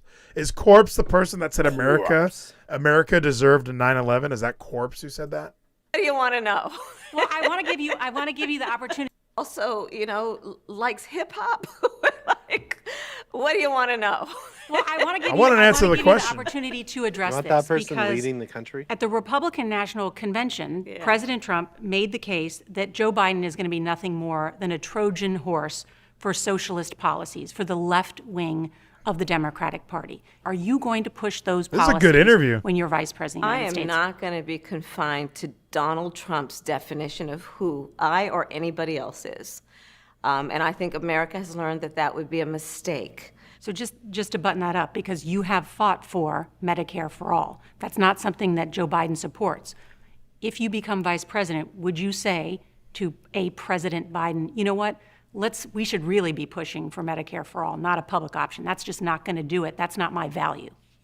I would not have joined the ticket if I didn't support what Joe was proposing. And so our plan includes right, let's see it, expanding bro. on everything that Joe, Why together don't they with give a President straight Obama, fucking created answer with the Affordable Care on Act. By anything? contrast, The Affordable Care Act, dude. I feel like we can rip it apart so much, mainly based on that first fucking word. And it hit me like a bolt of lightning, much like CM Punk. It was just, I don't know why it took me so long. I was driving around downtown Fort Worth, and there is so many homeless people, and there's so many people that have nothing, and you just tell they wake up, and they're just, some of them walk out of their rundown homes and walk down to the corner store and get something to eat or drink for breakfast. And I just look at these people and I go, none of these people have health insurance. So how are you going to tell me the Affordable Care Act is affordable to everyone? You can't call it affordable because these people can't afford it. So it immediately, it struck me. Why? That's the most misleading thing. I think maybe that's why conservatives or Republicans, and I think even CNN ran with it too, Obamacare. That was what it was called, Obamacare. And Biden now wants to do Biden care. And That's terrible. I think from this Affordable Care Act, I think, honestly, that socialized medicine, I mean, it kind of does sound like a better fucking idea for these homeless people. They're not going to afford anything. There's no way you can tell me that, the Affordable Care Act gives this and this. Like, no, stop it. These homeless people still don't have it. Not even these homeless people. These poor people living in these rundown areas don't have health care. Stop pretending to me that your ideas are gonna do any better than what the conservatives are trying to do. I really don't see it. I mean, ultimately, if you want health care, you have to earn it.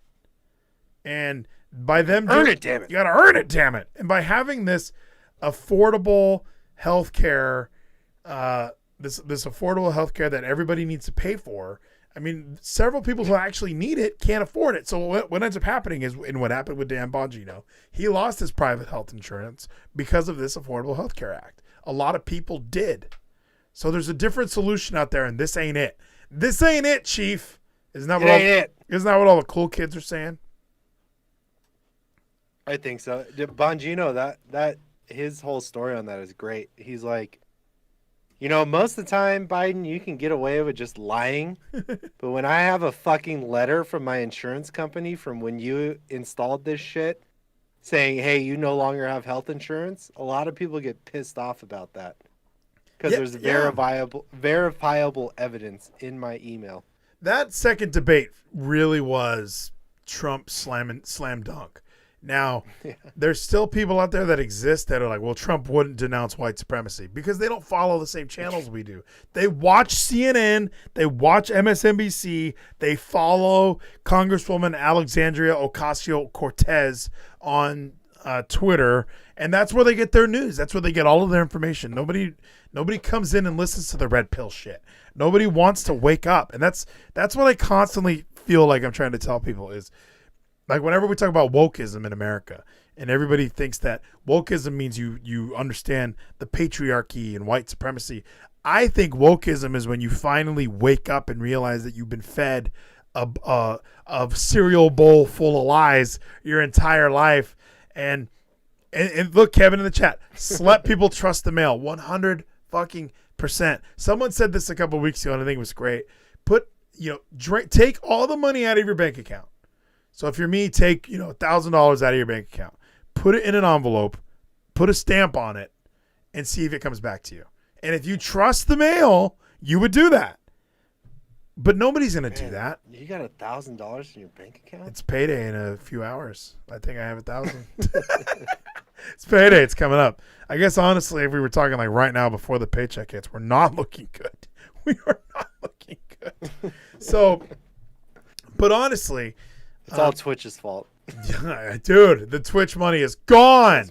Kevin's like, what the F? 1K? At midnight, there will be at least 1K. And guess who's going to get all that money, Zach? Who? Toyota Financial Services. I owe them money for my cars. Give me a fucking break, everybody. Presumptive Democratic presidential nominee Joe Biden today announced Senator Kamala Harris would be his vice presidential running mate. So you can presume that this article was written on August 11th, 2020. Now, Zach, U.S. Senator Kamala Harris has a 0% rating from the National Right to Life Committee. So the Right to Life Committee takes a look at everyone's voting record and everyone's policies and how, just them in society and them in office. And 0% rating from the National Right to Life. She has earned the abortion extremists 100% rating from the Pro-Choice America. So she is 100% pro-choice. Now, one thing that I constantly, I'm not going to name names or anything, but if this person does watch this, I saw what you did. I saw what you put on Instagram about. I synced it. Talking shit about pro-lifers and how they step up for unborn babies, but they don't do anything when a black child is murdered. And that's More not black people have been killed by Planned Parenthood than any other else. Kanye West will admit to that. Everybody knows it. But does everybody know it? Because it doesn't seem like it. Hey, and I'm the Black Lives Matter person that says, "What about Chicago?" And I have my black friends laugh and say, "Well, that's Chicago." That's not okay. That's not. I mean, I thought Black Lives mattered. I thought if you want to have defund the police and not call it Black Lives Matter, start a new thing. Don't try and tell me that, Black Lives Matter is for all black lives, because they're not. They're clearly not. There's tons of kids in Chicago getting killed. We have these new riots happening in Philadelphia where a 15-year-old girl was killed. So it's insane. It's ridiculous. But what I want to bring up here is, the most horrifying thing to ever see is when you actually watch an abortion. I don't want to watch an abortion right now. That's for sure. And I'm not going to show anybody this clip, but it's been festering in me. It's been bothering me. I got to be honest. You want to go on gtv.org? Don't go there. I'd rather. They'll show it for sure. Because here's the other thing. Senator Harris is so extreme on abortion, she even opposes the Pain-Capable Unborn Child Protection Act, legislation to protect unborn children from abortion after 20 weeks when they are capable of feeling excruciating pain during dismemberment or other late abortion methods. So we're just willingly admitting that dismemberment is an abortion method. Ripping the arms off an unborn child is a way to abort the pregnancy. Everyone let that sink in about how barbaric, how grotesque, how graphic that is. It's not pulling cells out. These aren't cells. Limbs. And I mean, and I have a 3D sonogram of Ralph when he was, probably 20 weeks in, and you can see his face. And it looks almost exactly like his face does now. And what I don't understand is, come on. Stop trying to tell me. Now, I know there's examples that you can say, well, the child had cancer and the mom's life is at risk. I'm not talking about that. I'm really not. You can't tell me that 1 million babies that are aborted each year are all cancer patients.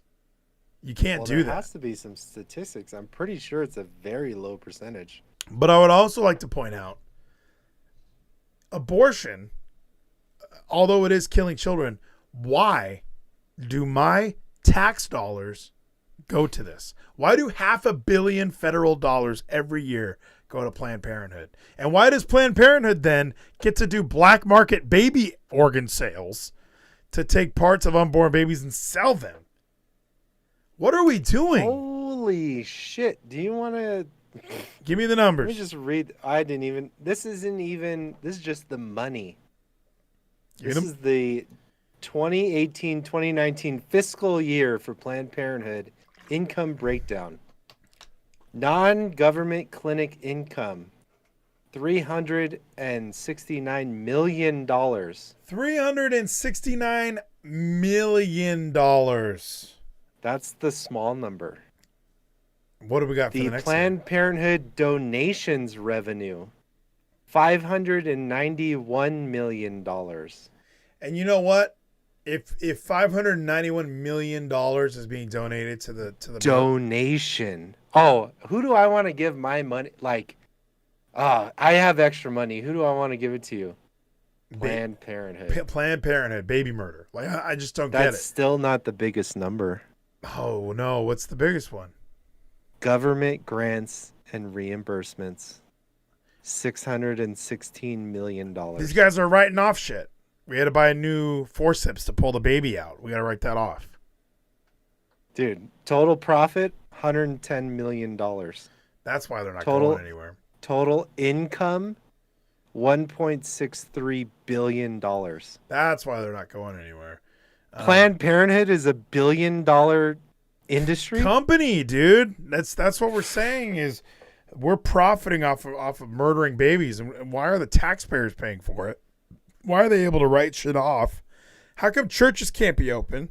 Like, there's all these things that just you look at the way society has went. And I have to be honest. And somebody brought this up. We have a Republican Congress and a Republican Senate and a Republican president, and this shit's still happening. So it's not like Donald Trump's the savior, hey, look, everyone, I'll take shots at both sides of the fence. And it just drives me nuts. It really is sad. I mean, there probably was a time where I was like, well, look, I'm not a woman. I wouldn't understand. And someone actually showed a great graphic. I don't remember what I was looking at, but it was like, it showed a graphic of a woman. It was like your body and then the baby. It was like baby's body. Your body, your rights. This body has its own rights, and people don't want to see it that way.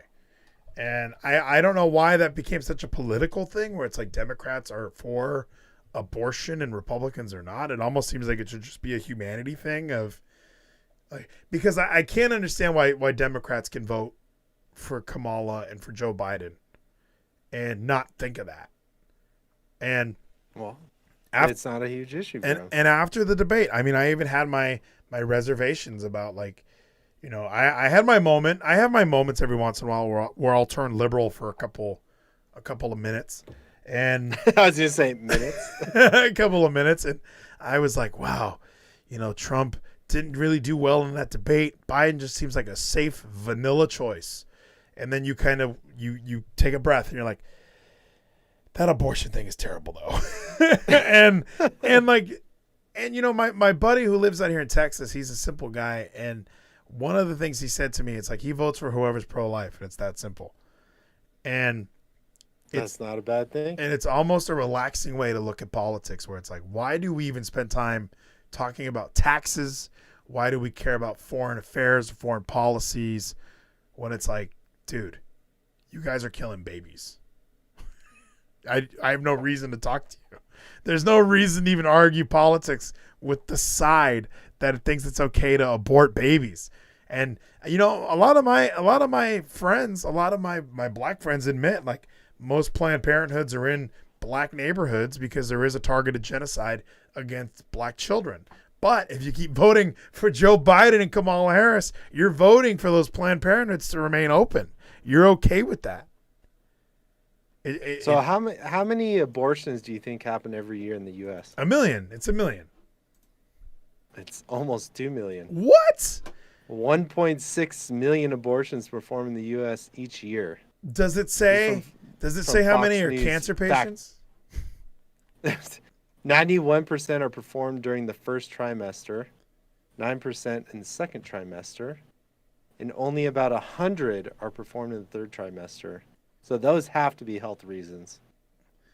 And I haven't listened to Kanye West on Joe Rogan, but apparently he goes heavily on being against abortion. I don't listen to Joe Rogan, but apparently Alex Jones, Kanye West, we might have to get woke and listen to some Joe Rogan again. Whoa! Did you know this? Each year, more than 1 million U.S. teenagers become pregnant. 1 million U.S. teenagers. Now, 1 in 9 women aged 15 to 19, and 1 in 5 are sexually active. What does that even mean? 1 in 5. So out of, you said 1 million. So out of the million, well, no, you said 1 million get pregnant. So you're saying more than 1 million teenagers become pregnant. Yeah, it's well, 1 in 5. 1 in 5 girls between the age of 15 and 19 are sexually active. That doesn't make sense. And let's talk about pop culture influencing actual culture. And I brought this up when it happened. Not Planned Parenthood. Teen Mom and 16 and Pregnant on MTV. The main story of these shows is it's not a big deal. It's gonna be okay. Like they advertised it like getting 16 and pregnant is terrible, and you don't want it to happen to you. And then when you watch the show, it's like, nah, don't worry, it'll work out. These women have been on TV for years now. Some of them are porn stars now. Like everything, and they get a stipend from doing the show. They make money because they were 16 and pregnant. They turned it into a career. So I thought the show was like, don't be 16 and pregnant. Like, they had a big opportunity to talk about like, hey, do not get pregnant while you're young. Now, with abortions being so easy to get, or hey, have the fucking baby. The man's going to pay for it. You're 16. Make sure you're having sex unprotected all the time.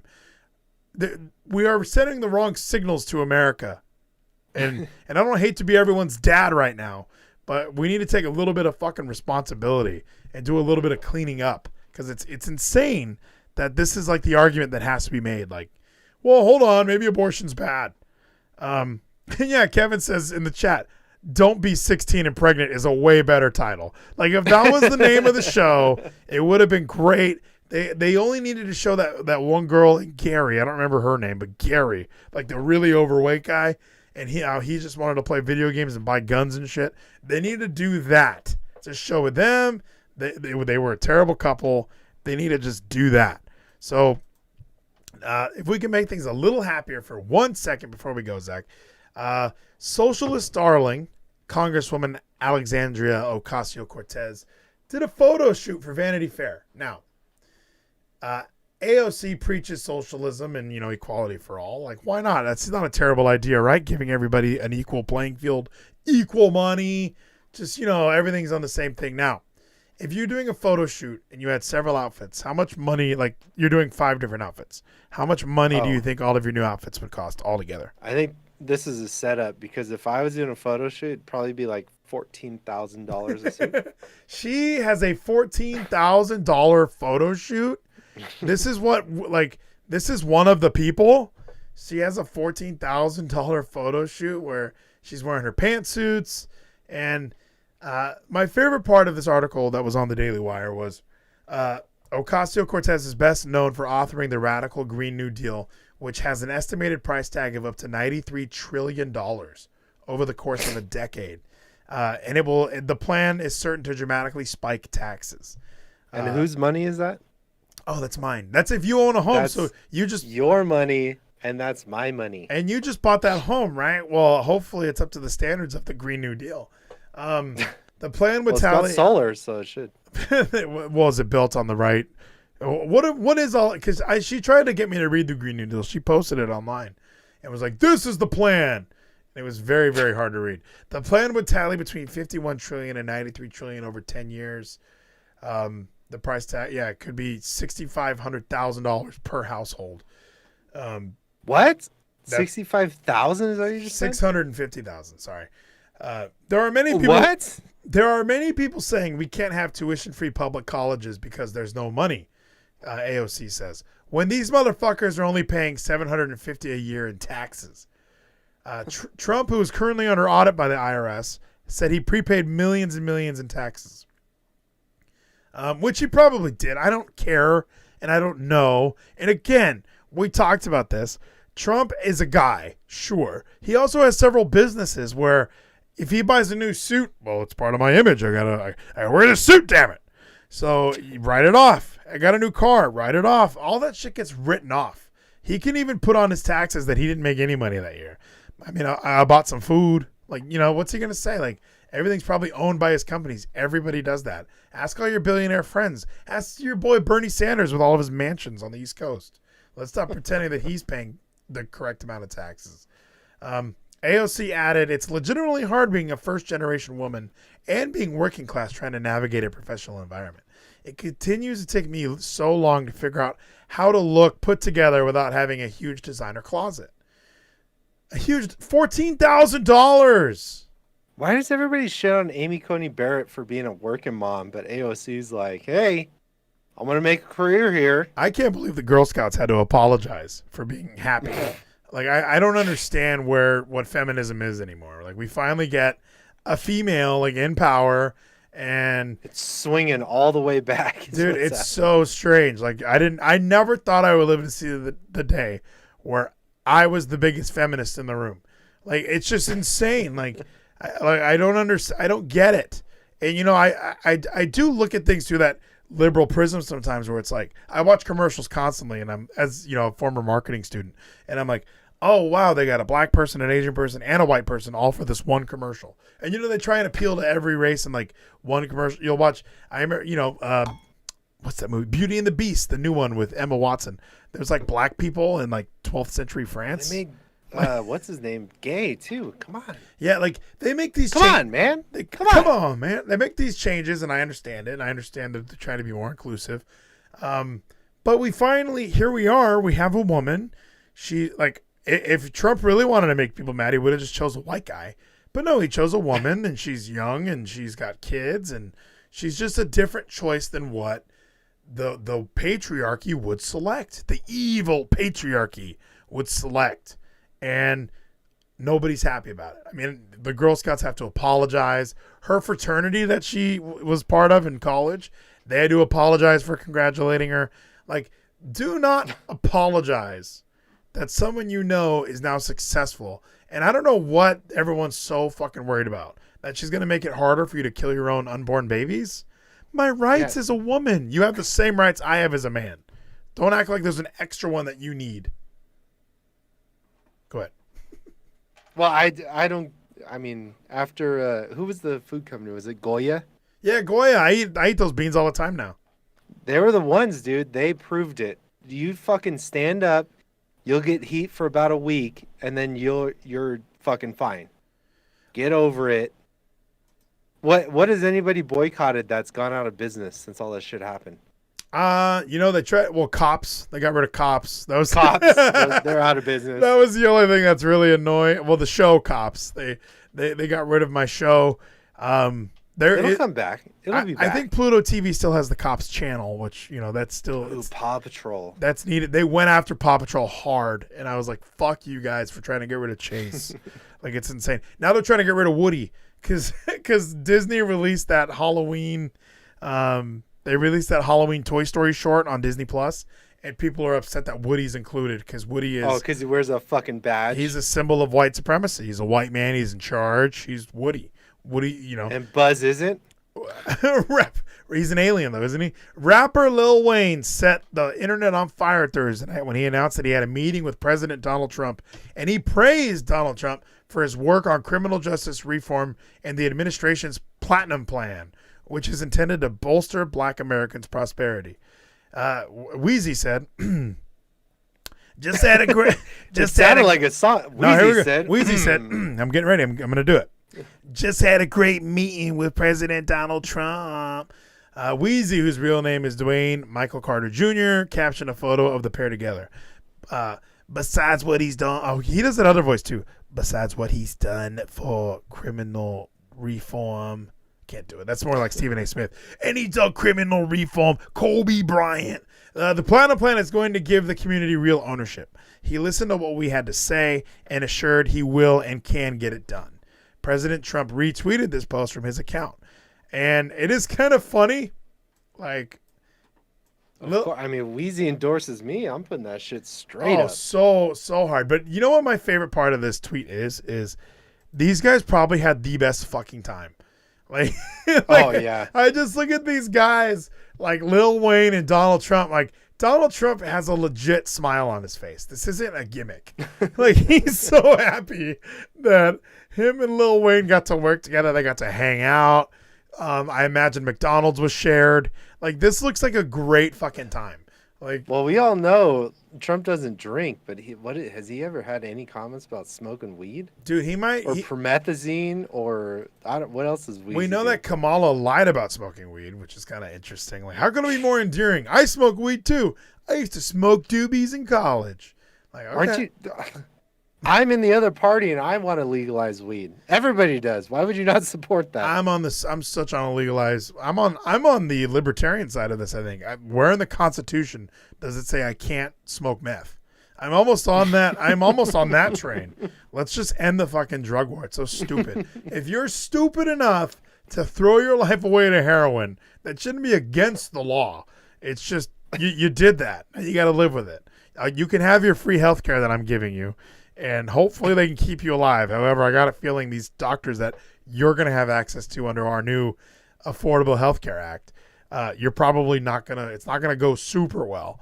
But yeah, we gotta check the stats, because I feel like most people who go to jail for heroin or meth or anything like that is because they're stealing shit or breaking into places or doing dumb shit. Oh, sure. Yeah. Whenever anyone with drug related, that's why they're in jail, is for other reasons. It's not like I'm just smoking weed. And I think Joe Biden even tried to make that point about they need treatment. They need help. When a drug dealer gets put in prison, it's because he's a drug dealer.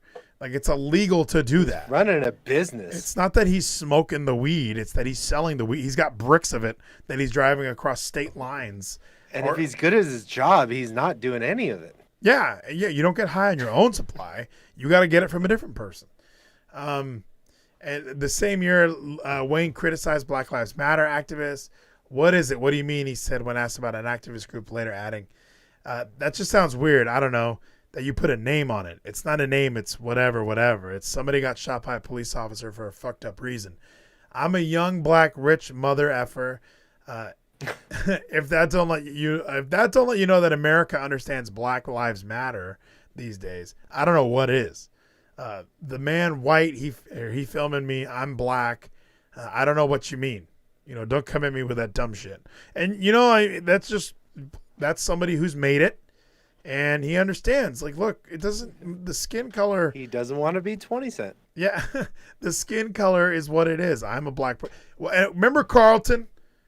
I'm not black. Isn't what I'm trying to be. It's what I am. You remember this, right? Everybody remembers this, of course. And like. That's how everybody should live, where it's like, look, I'm black. I am black. I'm white. I'm a white person right now. I'm red because we're in the red pill zone. But but everybody should live like that, where it's like, you don't have to support Black Lives Matter to be black. You don't have to vote for Joe Biden to be black. You don't have to vote for Trump to be white. Like, I don't understand where that comes in, that really narrow mindset. You got to vote for Trump to make money. Yeah, if you believe in a free economy and just, working hard and get what you earn, that's what Donald Trump. And honestly, ISIS, I said it on Tuesday, we got rid of ISIS. That's pretty fucking sweet. I don't know why nobody sleeps on that. We got peace in the Middle East. So many awesome things are happening, but everybody wants to focus on, well, he's orange. Like, nobody. The fake news. And Ben Shapiro just released a 40-minute video that I have not watched yet. But I will. And identity politics, and it's all kids who can't vote on Twitter now. And yeah, Kevin's right. Where like everybody's just a Twitter monster, and once you get older, and I think Michael Knowles said this. Like once you have a child and a family, and you're trying to relocate, suddenly all that defund the police thing that you were into was ridiculous. Like, oh shit, there's no police in this town. Okay, like as a family man, I need a police force to keep my family safe. I love that in Capel, the police officers come to our apartment complex and introduce themselves. That's awesome. I like it. I love the concept. Yeah, I mean, you get to know your police, and you understand that they're here to protect you, they're here to serve, and it's great. I mean, here in Texas, the police officers on Sundays guide traffic in and out of church, keep the streets easy. It's nice. Well, and then the good thing too is like when you're drunk out of your mind holding a knife, they don't kill you. Yeah, you know, and they're like, oh, it's Vleeties. Like he's not going to charge us. He won't charge us. There's no way. And yeah, that whole story. I mean, that's why you want to cover it because it's so obvious that people wanted to. You know what? People want to loot anyway. That's just what I felt like. People wanted to loot Dollar Tree. Why are you looting a Dollar Tree? Everything in there is $1. And everything in there is a cheap, shitty version of something at a better store. Why are you looting the Dollar Tree? I feel bad. And people talk about all these businesses that have insurance. I don't know if they do. Come on, man. It's dollar. Thin margins. It is Dollar Tree. Let's not loot our last bastion of like. I need Dollar Tree in my life. Don't loot it. Come on. Don't do it. Don't do it. Let's go home on this one. This was a big one. I hope you heard about this because I brought this up several weeks ago that we can celebrate diversity as a group. All right. Now, Pizza Hut is a black thing. It's been confirmed. Stop trying to say that I'm racist for having so much evidence that only black people love Pizza Hut. And it's not even that they love it. It's just automatic default. We're getting pizza. We're getting Pizza Hut. Pizza partners with a nonprofit to develop an anti-racist, what is this word here? Pedagogy? To empower educators. Now. Oh, it's Patagonia. Patagonia. Yeah, so they have a 46-page training manual, and it's an introduction to anti-racist pedagogy. Guiding teachers. 46 pages? 46-page training manual. And I don't know if they want to give this to teachers who seek to increase their personal awareness on the subject. The leading experts in anti-bias, anti-racist fields are said to have informed the content, which encourages educators to incorporate these visions into lessons plans. The International Restaurant Chain presented this new resource in collaboration with First Book, an organization that includes a member network of more than 475,000 registered teachers, librarians, after-school programs coordinators serving children from low-income families. So, I guess Pizza Hut wants to, I don't know if they want to preach like the white fragility side of racism or, I mean, I don't understand what they're trying to do with this. I just think it's odd that Pizza Hut is at the forefront.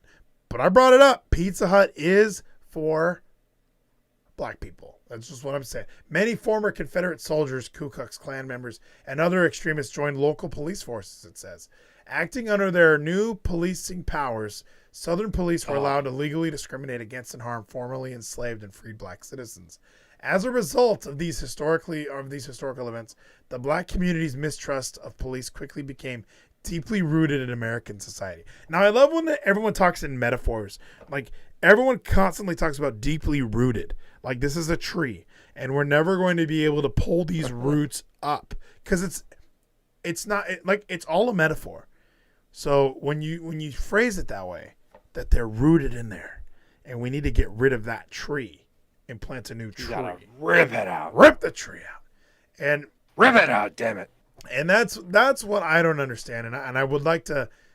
We should, if Jordo was here, we'd bring Jordo in. We'd have a black person give me that perspective because I just don't understand it. We can watch PragerU videos all day from Candace Owens about how there's no such thing, but that would be again trying to get people to wake up, and they don't want to wake up. Nobody wants to wake up. And there's awful things on the internet. I mean, there's awful, and there are examples of a white police, like my buddy Xavier posted this video, and I didn't want to. That's true. Matthew Spice in the chat says, I didn't have a choice to be racist. I was born racist. And, White Fragility is that book where the society, the social construct that we built is racist. Everything that we do is racist. There's no way a black person can succeed in America. And there's so many examples that shatter that.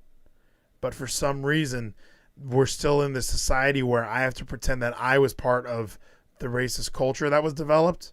My family didn't get here till like the early 1900s, or the late 1800s, like after the Civil War.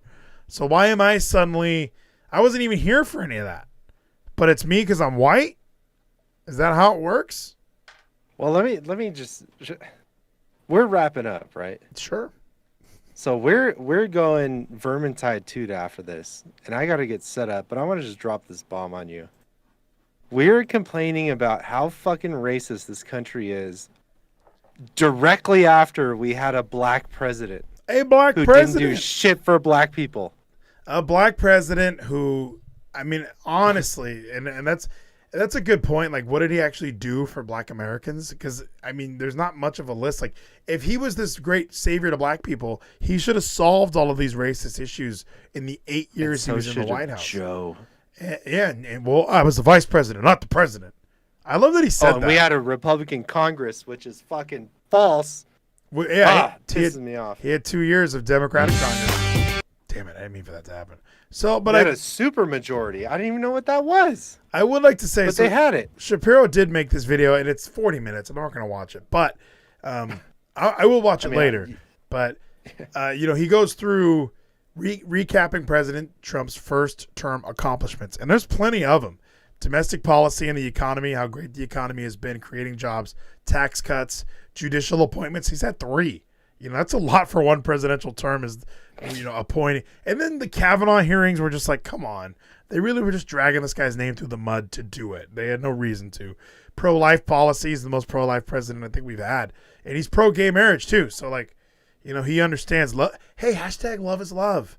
Wait till Joe Biden comes in and that pedo love becomes a bigger deal. Due process on college campuses.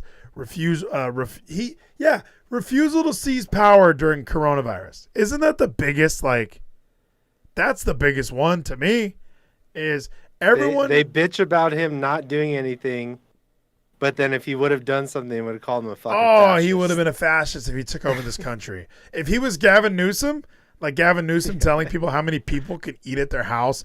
Oh, you're only allowed to go inside to use the bathroom, but you must wear your mask. And you can play music, but it has to be somebody from your household has to play it live. Yeah, what the fuck? Can you imagine? It would be. It's completely ridiculous, and people want.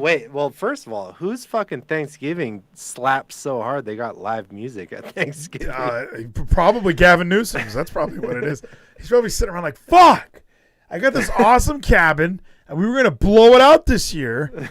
I had Sugar Ray coming. Now they won't come. You know what? Sugar Ray bails.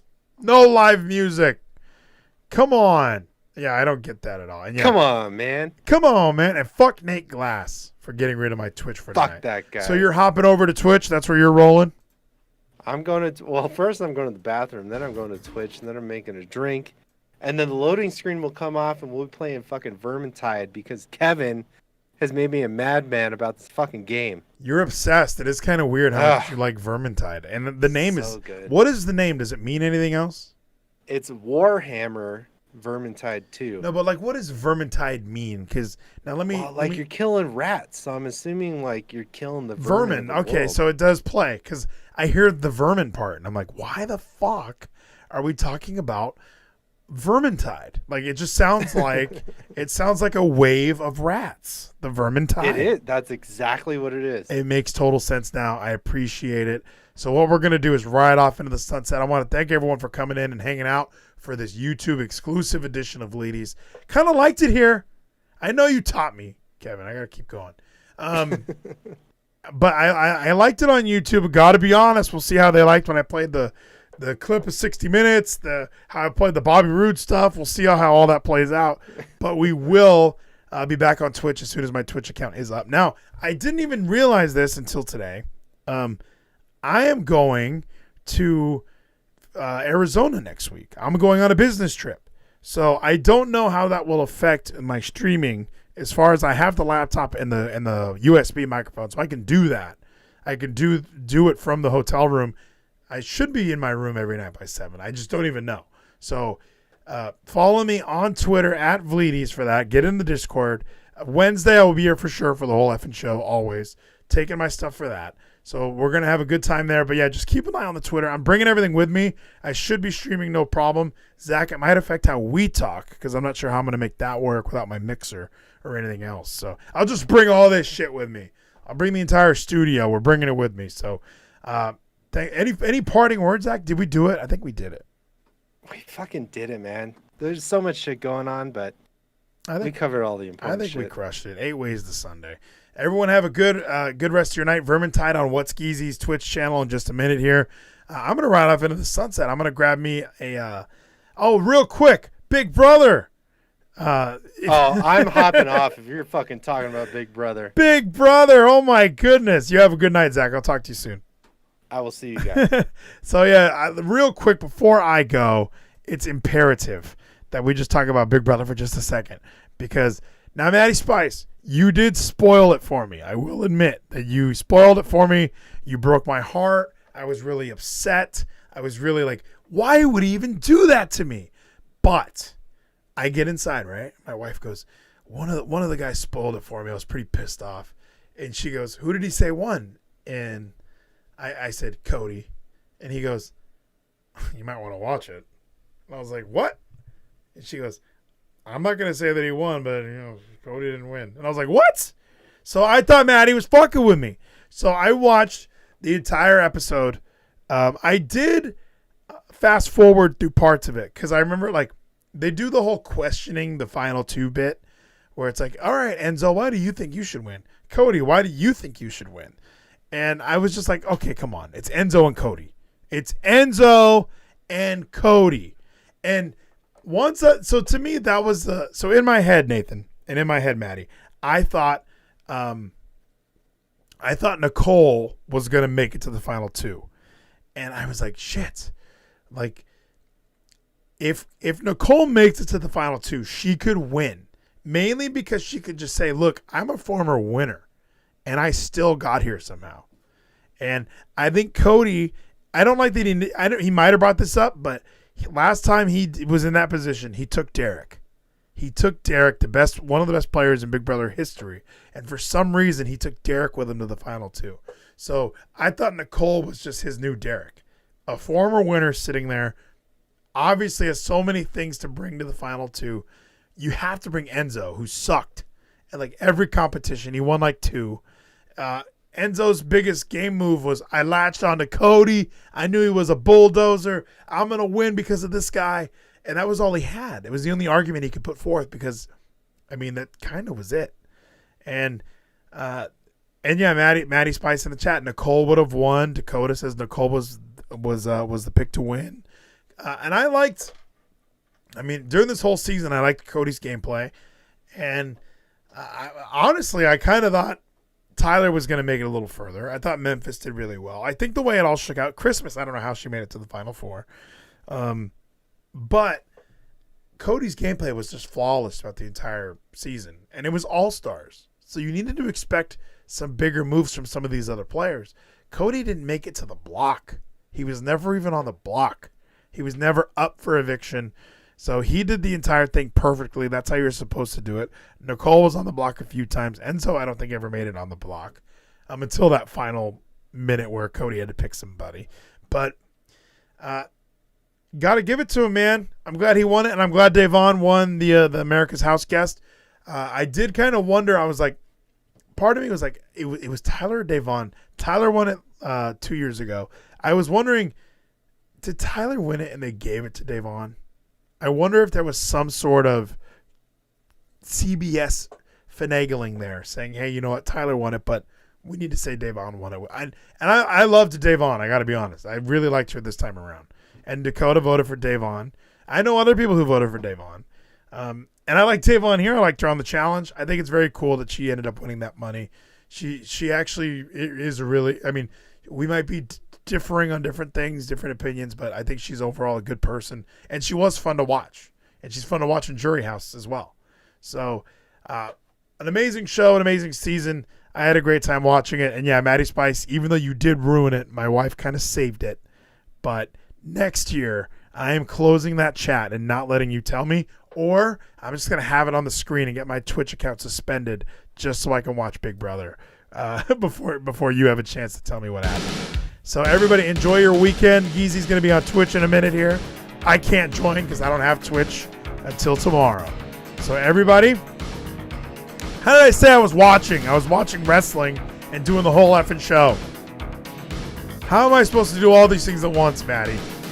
An amazing season, an amazing time. Thank you guys for coming in and hanging out. Gonna push you over the wire.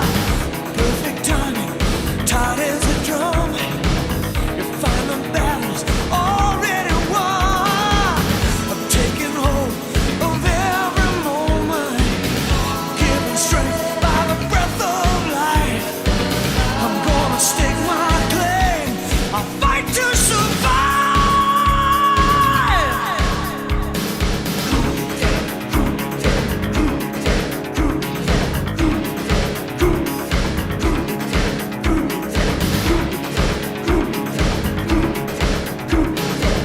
I've worked hard every night and day, so I'm prepared to make my way.